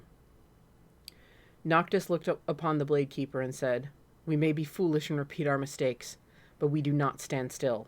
Mankind is always moving forward." And then he gripped his glaive and yelled a battle cry, sending himself hurtling toward the Blade Keeper with one final warp strike. He felt the impact shudder down the length of his blade.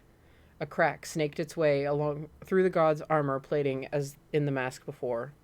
When the blade was lodged deep, and it felt as though it could go no farther, Noctis leaned into the grip with all his might. A wail of pain erupted from the Blade Keeper. Noctis held the glaive tight as the god thrashed against him.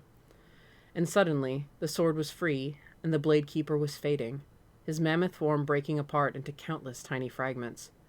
The lustrous black armor fell with an ear-splitting clangor. The deity shuddered and spasmed, as if determined to fight to the bitter end. Finally, the thrashing quieted, and then the Draconian lay still. There was a roaring sound, and Noctis looked up to see all the scourge in the sky and across the world rushing in great, sweeping waves toward the citadel. They amassed at a point of blinding brightness. The crystal.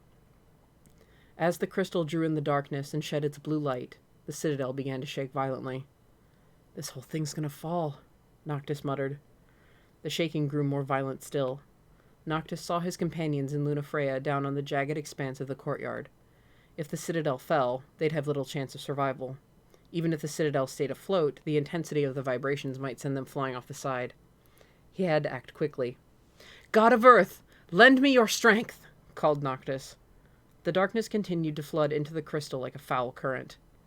It seemed the stone was intent on consuming every last bit of the star scourge. It wrenched itself free of the citadel, shooting through the structure's walls, then flew high into the air. The darkness followed, still flowing in as the crystal shed its intense rays of light. The light grew and spread, and the darkness steadily shrank away.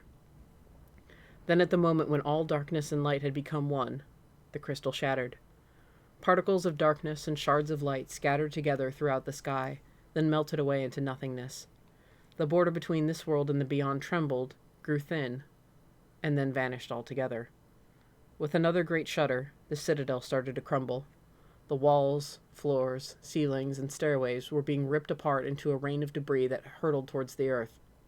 "Hurry!" Noctis called, and he rode the Archaean's massive palm to the edge of the courtyard. He jumped down, gathering Lunafreya into his arms and lifting her up onto Titan's palm. Prompto sprang onto Titan's hand, pulling Ignis up after him. Gladio climbed on next. The courtyard began to wrench apart, and Noctis threw his glaive onto the Archaean's palm in a warp strike, the great flagstones falling away not a moment later. Titan ferried them safely to the ground. As they were dropped off, they looked up at the sky and saw the now abandoned citadel, a mere husk of its former glory, plummet to the ground. For a good while, the narrow escape left them all quiet. Gladio's lips were pursed tight. Even Prompto's usual garrulity had vanished. He seemed to have forgotten how to speak at all as he watched the citadel meet its demise. Ignis, though unable to see the fall, would have known what had happened from the rumbling and crashing of the impact. His head was bowed, as if in silent prayer. Lunafreya still lay unconscious. Dark thoughts reared their ugly head in Noctis's mind, whispering that she might never awaken. After all, it was the Draconian who had gifted Lunafreya new life. With the god dead, would she not perish too? From behind, he heard the voice of the Glacian. "O chosen king." He turned to find her in her guise as messenger. "The time for parting is nigh. The world is now in mortal hands. No more gods. No crystal. Gentiana, under the king's rule, the star shall surely..." Gentiana trailed off, as if another thought had occurred to her. She lowered, turning one eyelid... I read way ahead. She turned, lowering one porcelain white hand to brush her fingertips against Lunafreya's eyelids. It was a couple of lines down. "A farewell gift, O king. Blessings for a friend." And with those words, Lunafreya's eyelids twitched ever so gently. "Luna!" cried Noctis. Lunafreya opened her eyes. "Noctis," she whispered. "Oh, thank the gods," he tried to say, but found himself unable to speak. He simply held Lunafreya in silence. He thought he heard a whispering voice say, "May happiness fill your life together." But when Noctis looked up, Gentiana was already gone.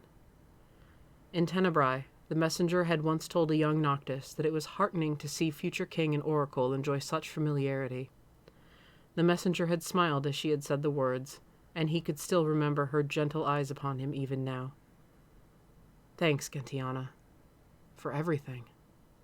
Tears welled up in Lunafreya's eyes. "Oh, dear Gentiana, thank you." Gentiana had left them with one last irreplaceable gift, not as a goddess watching over the star, but as a friend. Noctis gently held Lunafreya's hand, vowing his heart that he would never let her go and never lose her again, come what may. Their quiet moment was interrupted by a sudden loud shout from Prompto. "Check it out! Over there!" They turned to find him standing nearby and followed the line of his outstretched arm. Noctis squinted as a bright light struck his eyes. An incandescent strip peeked over the horizon, slowly rising into the arc of a circle that shone ever brighter. "Is that..." Lunafreya asked in a small whisper. Noctis turned to look into her eyes. He opened his mouth to answer, only for Gladio to grunt a response from behind. "The dawn." Noctis looked up in surprise, then narrowed his eyes in exaggerated displeasure. "Wow, way to ruin the moment. Pretty sure I was supposed to say that." Ignis chuckled, and then Noctis, Prompto, and Gladio, and Lunafreya were laughing too. A brightness of the spirit that filled the air as all welcomed the first morning light to grace the star in years.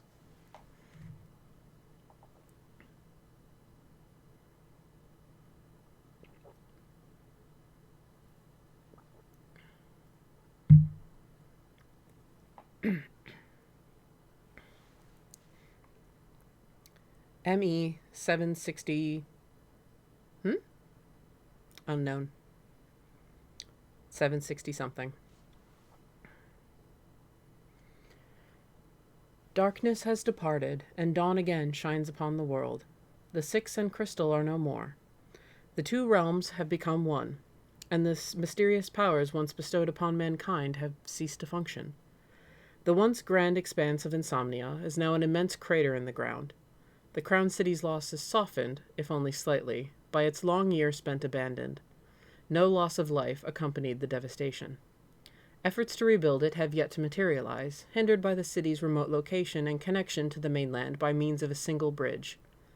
However, in an era without a god or crystal, the purpose around which Insomnia formed is also gone.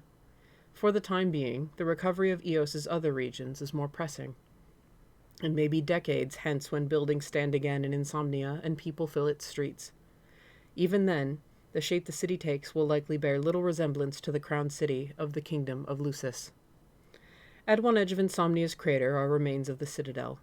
It has towered there ever since its plummet from on high, visible from even across the water in Lead. One is hard pressed not to see it as a funerary monument for the abandoned city and its fallen kingdom. Across the continent lies Lestalem, a bustling city forced to grow denser still during its time serving as the last bastion of human civilization. Though partially damaged by terra flare, clever and rapid preparations for evacuation ensured that nearly all its people escaped harm. That the Exenerus power plant was spared any damage at all ensured the city's steady recovery following the attack. The territories of the former Niflheim Empire are now free from ice and snow, warming perhaps induced by terra flare's immense heat or as a consequence of the glacian's departure. The tundra is now a vast wetland, a steady source of fertile ground for the settlers who are sure to surge in number with time. Tenebrae, having escaped the brunt of the world's destruction, is the city that revived most rapidly due to its legacy. Care was paid first to the old Fenestala manor and its surround, a testament to the faith and devotion of the Tenebrian people. Altisha, the splendid city of the sea, rises in defiance of its many suffered misfortunes. Already half destroyed by the Hydrian's trial and deteriorated from a decade's abandonment, the city was again ravaged as terra flare wreaked havoc upon the star's tides. Despite its catastrophes, Altisha's recovery has been astonishingly swift. Demolished waterways are reconstructed, damaged buildings repaired, lost structures rebuilt. Perhaps most heartening of all is the restoration of the lovely bridges found throughout the city. The people of Altisha accomplished this in less than a year following the Dawn's return to the world. Camilla Colostra, the ever-capable First Secretary of the Accordo Protectorate, played no small part in that triumph. But another factor of significance may have been at play. In the days before the darkness spread, Altisha had been chosen as the site for the marriage of Noctis Lucis Caelum and Lunafreya Nox Fleuret. A decade later, that dream would finally be realized. Surely awareness of the celebration to come lifted the city's spirits and bolstered its resolve to see the recovery hastened. Or perhaps such an interpretation is simply the fond delusion of a doting parent. A new wedding dress was commissioned, its design matching the one of 10 years earlier. The dress, as the legacy of a master dressmaker, were carried personally from Altisha to Lestalem in the evacuation during the years of darkness. They'd been kept safe in the City of Light until the return of the dawn. Preparation for the cake was entrusted to Coctura Arland, the head chef at Mother of Pearl in Galden Key. She came up with a new recipe for the occasion, splendid in both taste and appearance. On the day of the ceremony, crowds thronged outside Palazzo Altimeria. Many were the residents of Altisha in attendance, along with an untold number of travelers from Tenebrae, Grallia, Lestalem, and all manner of places far and wide. Cheers resounded for the newlywed couple, symbol of the peace, on their emergence from the palace. Present at the ceremony were the many dear friends and companions of the bride and groom. On the right side of the aisle were many who helped see my son through his long journey from Insomnia to Altisha. On the left stood those who had served House Fleuret at Fenestala Manor. Among them was one young woman grown beyond recognition. A decade ago, she must have been but a child. Now she stood with tears welling in her eyes and cheeks flushed with pride, overjoyed by the occasion as the happy bride herself. I thought to ask Ravis who this young woman might be, but alas, he was overwhelmed by occasion and not for words. The sight of his dearest sister walking down the aisle in a dress of pure white doubtlessly affected him greatly. Thus I have saved my inquiry for a future occasion, to which we are to have many. That I might see Noctis take Lunafreya's hand in his, and watch as the two of them take their first steps in matrimony, was a joy beyond any dream. That joy was redoubled by the sight of so many who wished them well. I owe you all my eternal gratitude. To Kor, for your long and steadfast watch over the crowned city. It was the labors of the Crownsguard that allowed Insomnia to endure against the demons until the return of her king. I can only imagine your ordeals during the years of night. You forever have my thanks. To Cid, for guiding my wayward, untraveled son. I eagerly await the time when we might sit together again, drinking until the dawn. However, I hope that day will not come too soon. Please, if you would, look after my son a little while longer. To Cindy, for breathing renewed life into the regalia. Seeing the car again brought Noctis great joy, and though his own appreciation is already effusive, I would offer mine as well. To Gladiolus, for the stern discipline he brought to Noctis's life, and patiently bearing his protests and complaints. And to Ignis, for ever and always supporting Noctis as both a friend and an elder brother. And to dear Prompto, for being at Noctis's side because of the person he is, and not his title. To you three, I cannot express thanks enough. You have done more for Noctis and me than you may ever know. To Luna Freya, for seeing the ring to my son, and for standing behind him in the struggle to ensure a future for the world. As I am sure you must also see, the wayward boy has grown into a man of whom I could not be more proud. Please watch over him for me, now and forevermore. And to Noctis, my son, congratulations. May the future you two share be overflowing with joy. The end.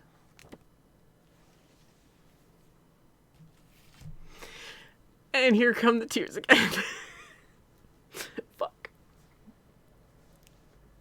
The first time I read this, as soon as I realized that that epilogue was from Regis's point of view, I lost it. Yeah. Chat. Thanks, 15. I hate you. This is also the absolutely gorgeous cover of the book, the front and the back. The front is Noctis and Luna, and the back is Regis and Ravis. They're spirits. But if you take the slipcover off, which I did for reading this just so it wouldn't get damaged, I'm going to put the slipcover back on. The front is actually Regis and Ravis, and the back is Noctis and Luna. And the banner is the spine. So that was Dawn of the Future, but there's a couple of things that didn't get slipped in there that I'm going to show, and because there's a lot of concept art in the back. And I haven't even shown all of it. I highly encourage anyone who enjoyed my very stilted reading of this, I know I tripped over a lot of words, I'll get to that in a sec, to please buy a copy and support the writers and the translators. Because if nothing else, there's a lot of really awesome concept art, and good luck finding it online because it's like not there. There's like one image that you can find consistently, and it's one I will show. But I had to get these images from my own version, my own digital version, which I also purchased. So now I own it twice. But yeah, so this isn't mentioned, I think, in the English translation, but if you go on the wiki, you can find this. I'm sorry, I'm trying not to cry. That a funeral is held for Arden. There are 2 funeral images, and this is one of them.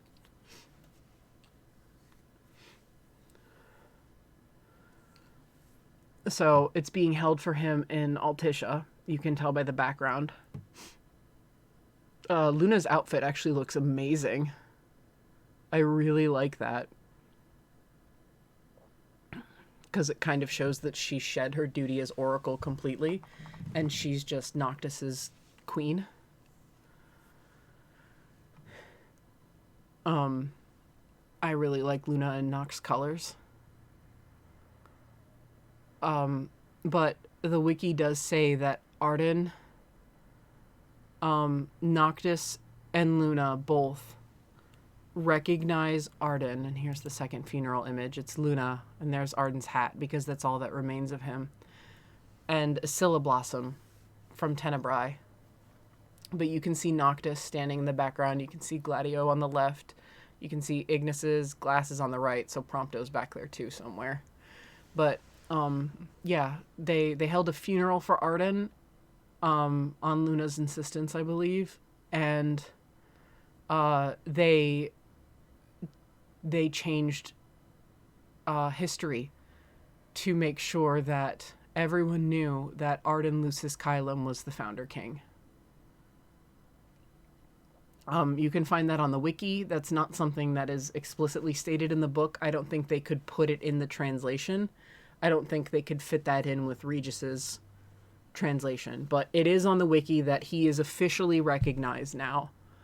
Arden is officially recognized as the founder king of Lucis, of the kingdom of Lucis. And he is Nox's true ancestor. I don't think Somnus gets erased, but I think that they mentioned that he was overthrown by Somnus. But Arden was the true king chosen. So yeah, there's a lot of really cool concept art that I didn't pick. You can read about it. Too, they have little snippets that talk about it. And there's one image that fucking kills me, and I love it so much. And I'm gonna, as beautiful as this cover is, I'm actually gonna show the other image. And they were like, while I talk about what I think about the book and this idea as an AU and a DLC and everything, so I'm gonna move to that. They had an image of different outcomes that could happen. That's why there's 2 different funeral scenes. So they thought to write that in. They decided not to. I think the Japanese translation is the one that shoehorns it in with Regis. Either way, it is mentioned on the wiki. But they had a what if scenario. Like they also had like a what if everyone could live ending. The best ending. Essentially. And Arden lives, and Prina is somehow here. Like, she was restored, so, and they're at Kayam. If you look in the background, they're at Cape Kayam. Noctis keeps his beard as he should. I hate that he goes babyface. And there's a lot of things to fucking love about this picture.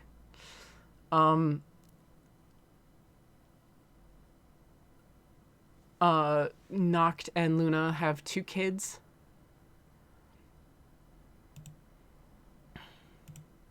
Okay, I was gonna say, I saw almost as if it knew my crying.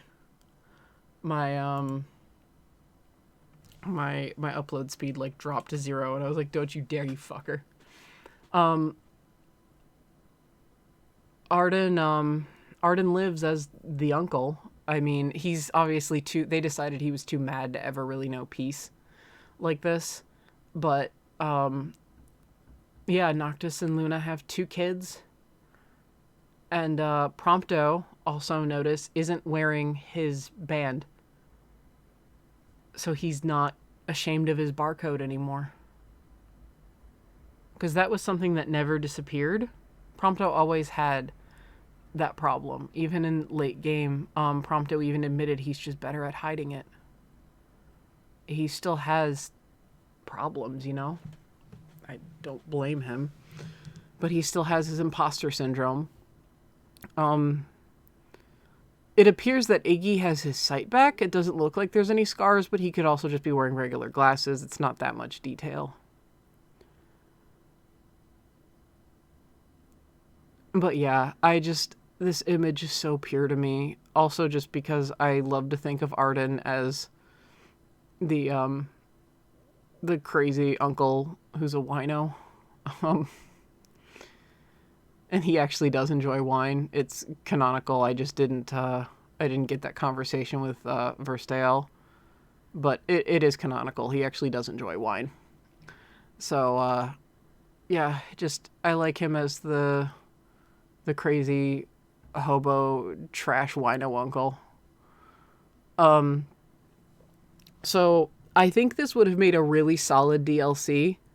As I talked about in the finale of episode Arden, even Somnus was a pawn of Bahamut in the end, and as a member of chat then had pointed out, why not, like, and I mean, they admitted it kind of was their penchant for Shimigami Tensei games, which is essentially you always fight a god. You always fight and kill God, come out. But I mean, I actually agree with them on this. Like, Arden's a fantastic villain. He's one of my he is my favorite Final Fantasy villain. I think he deserves to be up there in the ranks with Kefka and Sephiroth. He's spectacular. He isn't up there yet because 15 is so polarizing, but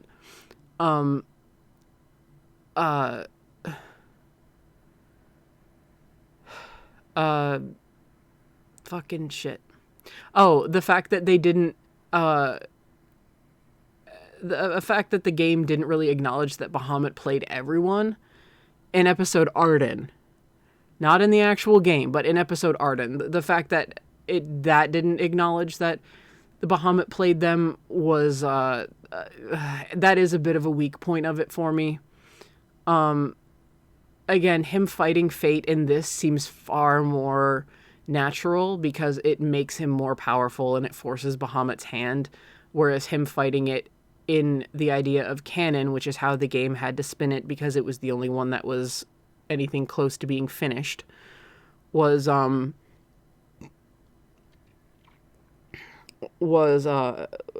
futile, and it played straight into Bahamut's hands.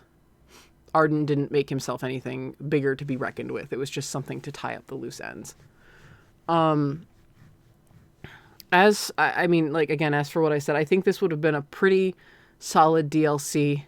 I can imagine the fight with Bahamut, and it's pretty awesome. I thought a couple of things in episode Noctis were kind of ridiculous.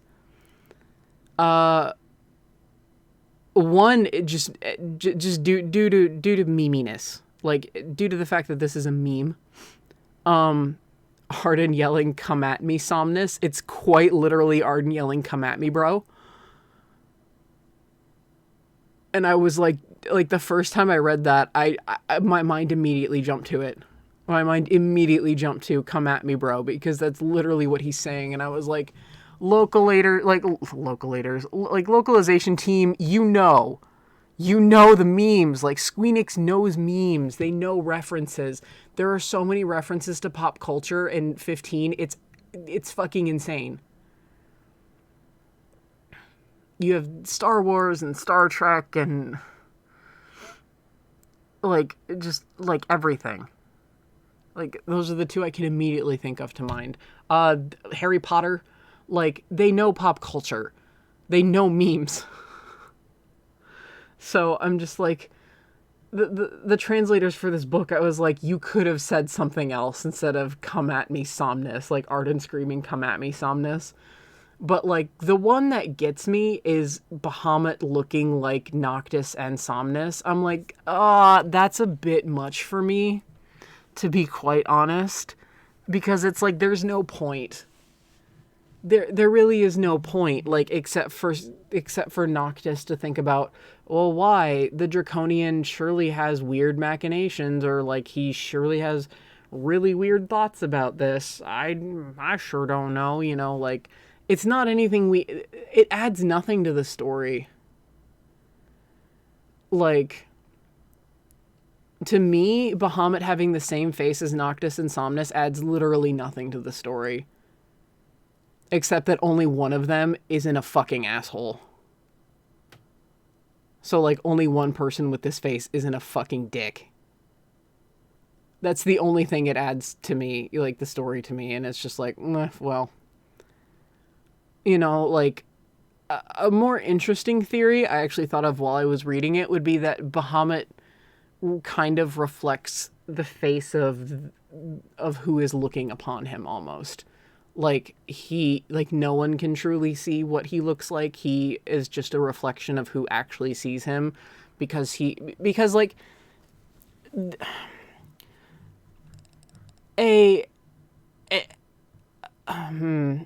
this is actually a trope found in horror. I'm trying to gather my thoughts. This is a trope found in horror and suspense, but it rings true here. And it's not even a trope in those genres. It's just a fact of life. Humanity is feared and awed by what they do not know and what they cannot see. And that applies to tropes in horror of once you see the monster, you are generally less afraid of it. That kind of thing. So putting a face to the divine, meaning yes, he is not as awe-inspiring as he once would be, but so I can see why they would do it in that regard, but having Noctis's and Somnus's features and being like it was all part of the god's plan, maybe that is what doesn't add anything to me. To me, it would be more you can retain the mystery and still see him as something pitiful just to have his mask crack and break. And I just think it's kind of a cooler idea for Bahamut. I mean, like, because sometimes you also don't need to see the face of, like the true face of what you're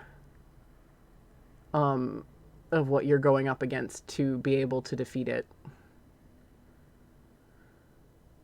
Like, people are complicated, gods are complicated. Like, I like the musing that maybe Bahamut crafted Somnus in his image, but at the same time, humanity had been around for a long time before that, and Bahamut doesn't give a fuck about humanity. Gentiana proves that. Like, Gentiana said that. And I mean, she's fucking Shiva. Him having the same face did nothing for me, and I thought that was pretty, the first one I'm willing to admit is just association with meme more than anything. I mean, it's still a viable line on its own. I literally agonized on how I was going to read that line, and I was like, I guess I'll just wing it when I get to it. So I did. But I never liked Bahamut having the same face as Noctis and Somnus. I really didn't. I don't see a point. I don't think it adds anything. It's just fluff. Like, again, if anything, I think it would just be cool if Bahamut mirrored the face of one who looked upon him. So, like, if Prompto were to look on him, Prompto would see his face. If Arden were to look on Bahamut's face, Arden would see his face. That kind of thing.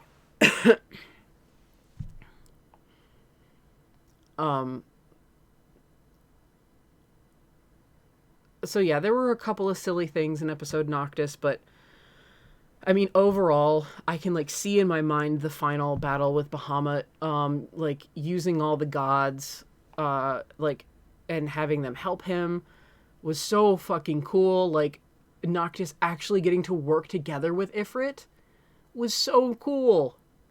Ifrit was willing to help him. He and Shiva were together again. Shiva didn't have to kill him.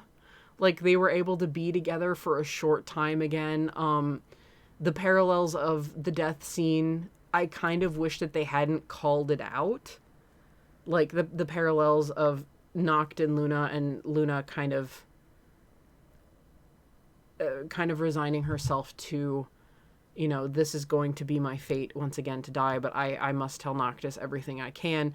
Like, I was like, okay, yeah, the parallels are great. And then it's like, oh, well, we have to tell the viewers that this is the callback to Altisha. I'm like, everybody remembers that death scene.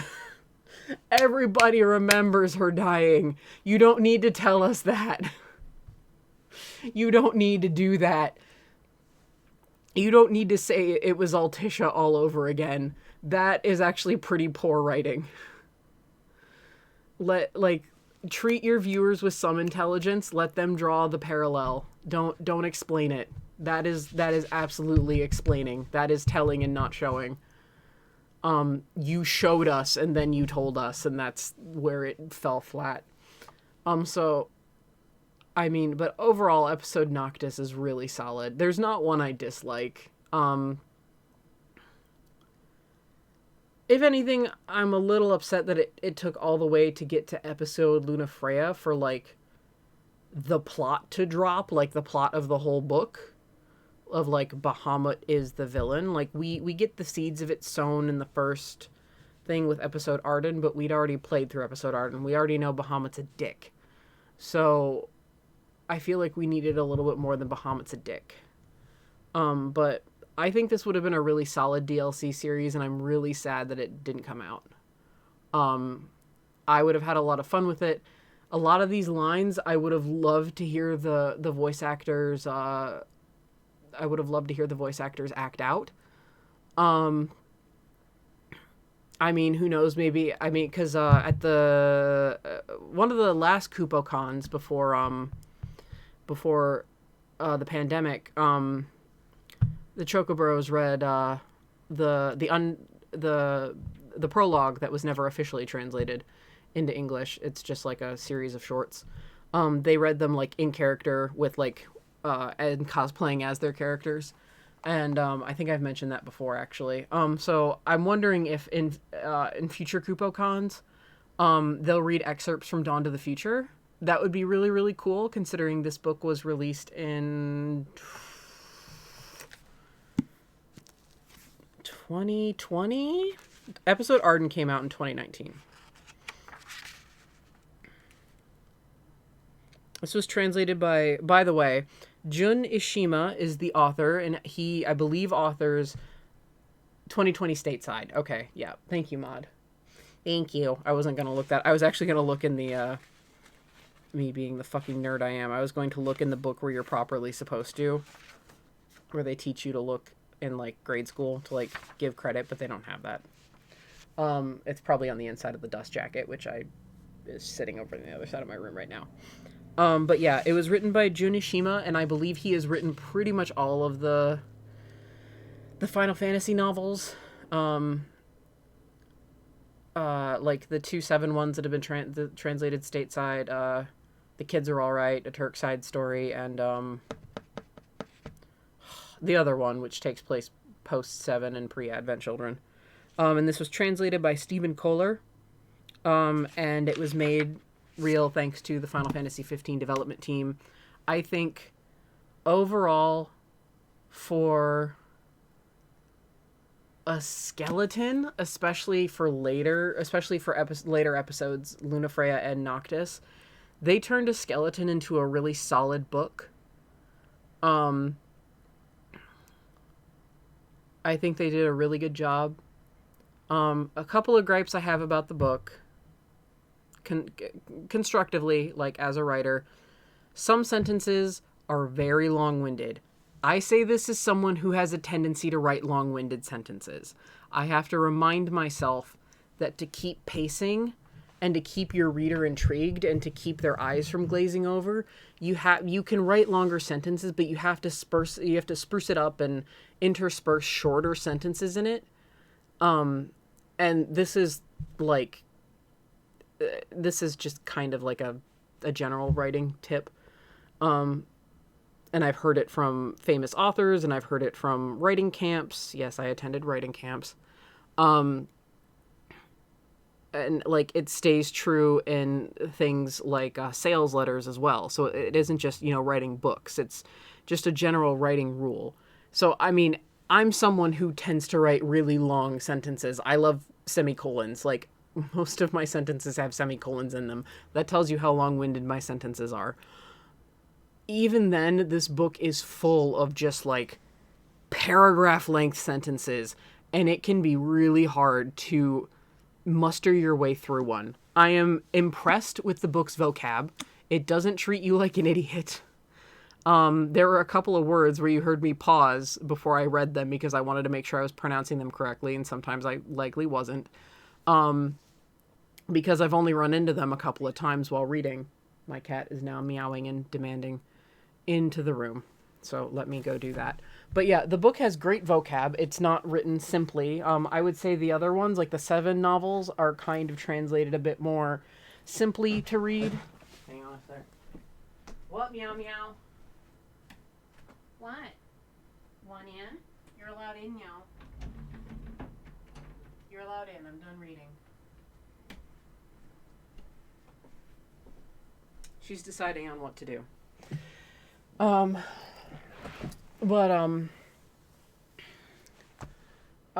think it is like the best written of the translated Final Fantasy novels that I've read, at least. But it gets a bit long-winded.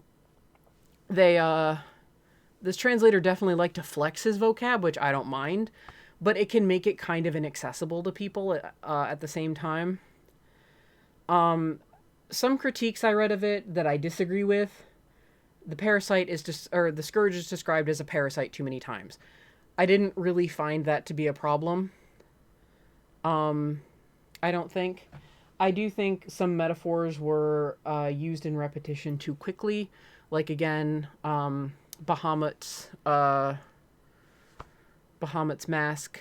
Like, they described it the same way. I can't for the life of me think of what it is right now. Hello. Um, but like I read the exact same description about Bahamut's mask twice within 10 minutes, and that's a bit of an like, because when you're reading books aloud, you do go at a slower pace than when you read them internally. And you've heard me speed up my reading and get quicker and quicker and quicker as I've gone and force myself to slow down. But that tells you how fast I read things internally. So if I read that same description in the same 10 minutes, you know, then that means you kind of need to find another description. It was like beat for beat, word for word. It was like the cracks snaking through. That was exactly what it is. The cracks snaking their way across. I didn't look over it. It just came back to me. While that is a great image and a great use of like the word snaking, like as a verb and everything, you needed to find another word for that. Like it can be repetitive. And yeah, the book sometimes has a tendency to show you and then tell you. It has, and as much as, again, I'm guilty of this and I like this in my writing, there were actually sentences I omitted, and I'm wondering if my mod was like, oh my god, she's skipping sentences on purpose. Because during one of my recordings, my mod was like, you were exhausted, you're accidentally skipping sentences, you've skipped like 5. There was one that was like, then it was Noctis. It was literally starting a new part. It was Noctis screaming, then stay with me forever. And I just completely skipped it on purpose because I didn't find it to be necessary. Like, I'm okay with memories and flashbacks and stuff being interspersed throughout, but this book had it in spades. It'll have a flashback and then it'll have that flashback again 5 pages away. Yeah, every time I did it messed with me until I caught up. Yeah, I'm sorry. That was the only time I ever consciously did it. Every other time it was unconscious. I tried to read all the rest of them. But, like, it makes, like, I like to do that, but it kind of makes for awkward reading, again, because it's like you have this thing that happens, and then 5 pages later, the book feels the need to remind you. So, like, while it isn't, like, written, like, quote-unquote, simply, like, it's that, I mean, writing a simple writing isn't bad writing either. But I like that this was a more I like the vocab flex in this book, but the sentences were worded so weirdly. You heard me trip over them half the time because they could have been worded more efficiently. Like, there were a lot of use of not contractions, and I just put contractions in there when I read them because it flowed better. One thing that actually kind of peeves me is in Nox's chapter, whenever it's his point of view and he's thinking of Luna, he thinks of he thinks of her as Luna Freya, when it seems like, to really get us in Nox's head, she just should have been Luna throughout. And then when we went to Arden's POV and Luna's POV, she could have been Luna Freya again, because both Arden and Luna thought of Luna, because it's like Luna Freya herself was not holding up well, and like Lady Luna Freya's plan, and like the way, and like when like Ignis talks about her, Lady Luna Freya, like, but the fact that the whole time in Noctis's strict third person POV, he was thinking of her as Luna Freya and not Luna, when he has always thought of her as Luna. That was also kind of jarring and actually kind of pissed me off a little bit.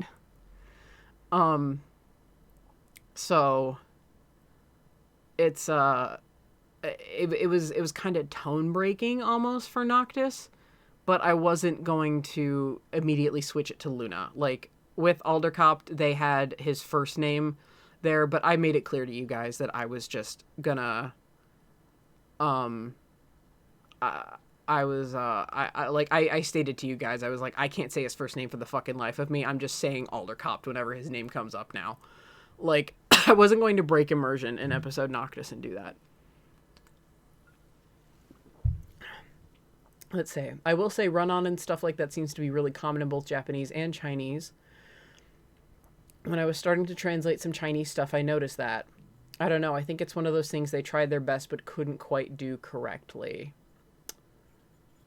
That's true. I don't really know the process of localizing the book, you know, because they would have to translate it as well as they could. I don't know if they gave it to a writer to, like, revise it into something a bit more comprehensible again, because, like, I don't know. Like, I didn't really have that problem with, like, Kamikaze Girls.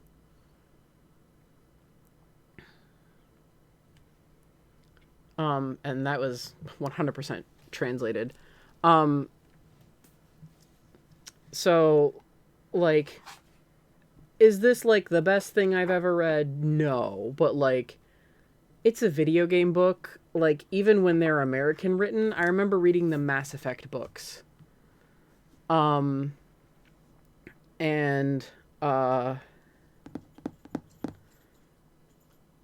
me thinking that, like, and they were, and, like, in the Dragon Age books, and from BioWare, and they were written by one of the head writers on the dev teams. I can't remember the authors right off the top of my head. Drew Karpyshyn for Mass Effect. Wow, that came back to me. I haven't read them in forever. He's one of the main writers on Mass Effect, and by himself, his books are kind of weak. It's like, that shows the power of a writing team. So it's like, it's a video game novel. Do I really expect it to be super amazingly awesome? No, this is definitely one of the better ones that I have read. But I will say it has its flaws. Like, and this is Danny the Writer coming out again. Danny the Writer has come out before. Danny the Writer will come out again. But overall, I think this was a great book. I think this was a great, like, this is, again, one of the better video game novels I've read. It might be the best, honestly. I don't know. The Kids Aren't Alright was pretty good. And so was the first Halo novelization. That one was also really fucking good. Or not of the first Halo, sorry, the first in the Halo trilogy about John's upbringing and childhood. That one was also really good. But I think this book did have a problem in expository. Like, it just, like, the point where it was so good, where it was like, mwah, chef's kiss, and how introspective it got was when Noctis was in the crystal. I think that's one of the strongest parts of the book, because it touches on a lot of the very complicated issues and complicated characters. It touches on Nox selfishness. It touches on the very polarizing scene with Gladio and how Noctis realizes that he had been a selfish shit. It touches on Ravis and how he realizes how right Ravis was to hate him.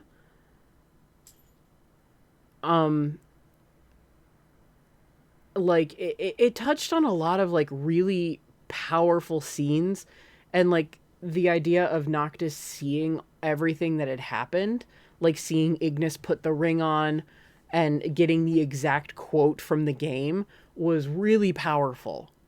I think it was really awesome, really powerful, and, like, Noct seeing what everyone had truly sacrificed for him, and him really realizing what Luna's covenants meant, because you could tell in game he didn't quite get it. He didn't quite get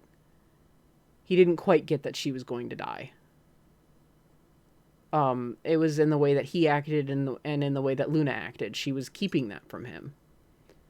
and he didn't understand why Ravis hated him, and he understood it in the crystal. And I think that was the point where the books tend to be expository and be introspective. 100% worked in its favor.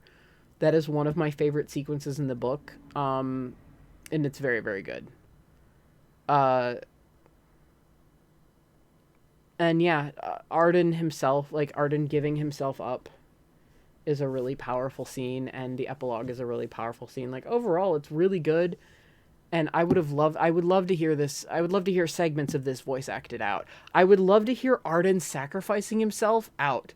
Like, I would love to hear Darren DePaul read that. I would love to hear, like, the exchange between Arden and Noctis as they're fighting, and Noctis, telling Arden that even though he still hates him, he's not going to let one more sacrifice happen, even if it's Arden. And that just shocking Arden to his core. Like, that's so good. It's so good. So, like, as much shit and constructive criticism as I'm giving this, it's very well done, and I very much enjoyed it. And I'm really sad we kind of, like, I'm really sad Tabata stepped down from Square Enix. I don't know the details surrounding it. I don't really want to know. I really like Tabata, even if I disagree with some of his ideas and stuff. Oh, Jesus Christ. Mod sent me Kamikaze Girls, the Chinese translation, Kamikaze Girls 2. And she marked, obviously on her phone, not in the book, where a sentence begins and ends, and Jesus Christ, that is literally a paragraph's worth, and it's one sentence, and each character or two is a word. It is incredibly long. It's literally a paragraph's worth in a book. And it's part of a larger paragraph. Wow. Yeah, I don't know how localizing books goes. So I can't really give too much constructive criticism on that. I can only give it as I know as a writer, sadly. And sometimes that's the disconnect. But yeah, like, video game novels are usually never the be-all, end-all. There's some good ones in there, and I would put this up there with the really good ones. I very much enjoy Dawn of the Future. I think it's a great AU.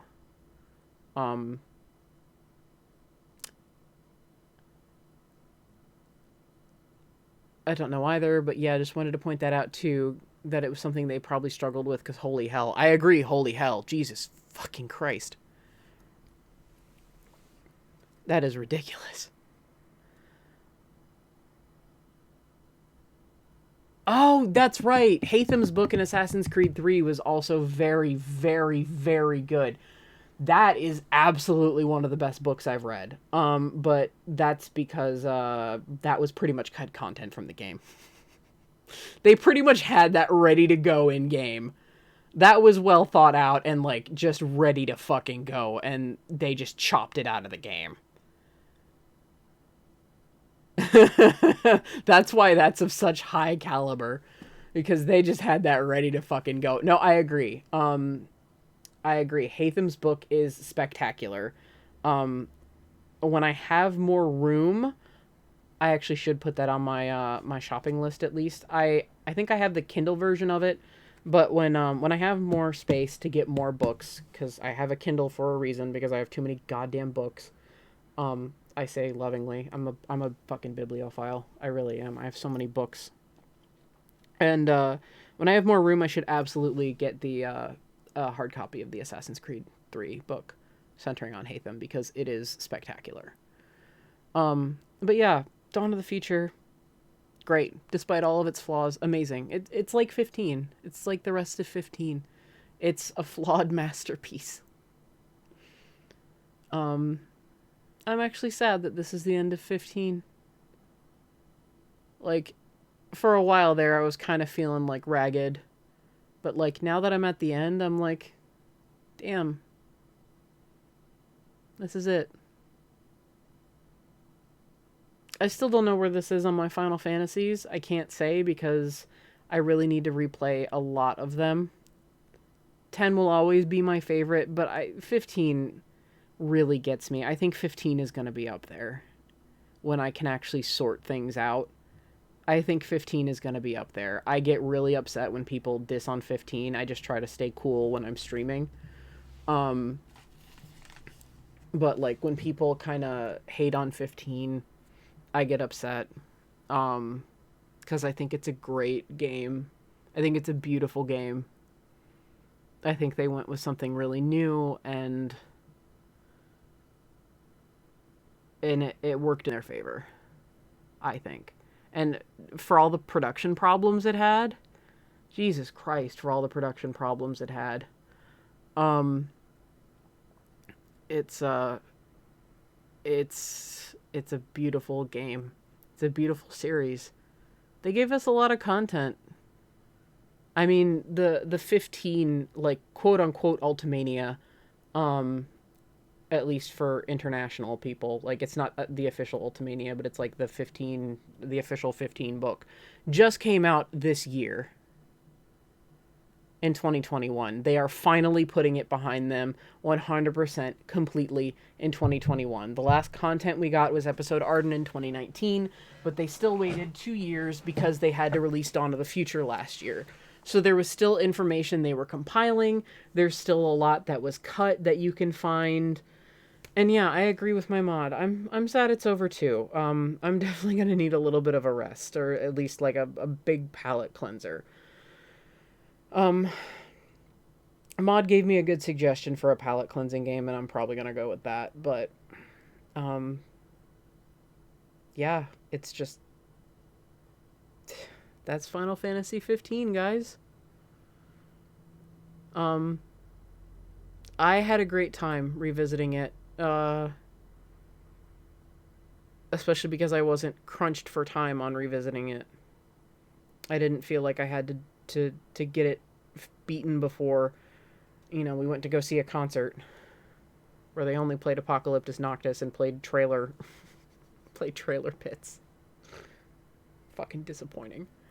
But yeah, Final Fantasy 15 overall I would call a beautiful flawed masterpiece. I think no game is perfect, but 15 is very dear. So, I thank you guys for the ride. If you've been with me via stream the whole fucking time, thank you so much from the bottom of my heart. This is my longest one yet. I think this is over 30 videos. I'm nearly positive it's over 30 videos between all the DLCs and the book. It's over 30 videos, so thank you.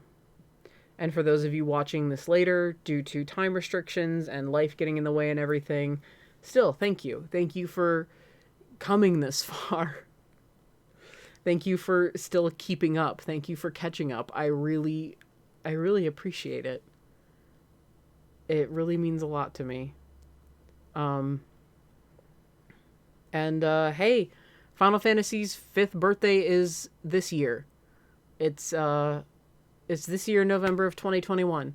So, celebrate it.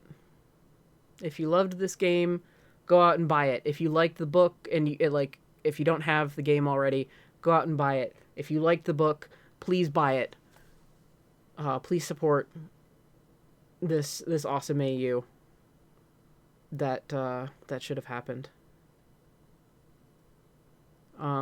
And thank you guys so much. I've got a lot of ideas as to what my next long series could be. I'm still tossing shit up in the air, so I can't promise. I just need a palate cleanser for a little bit. So, but thank you so much for joining me on this journey, and it's been a really emotional one. And I appreciate you guys very, very much, and I hope that you have enjoyed yourself.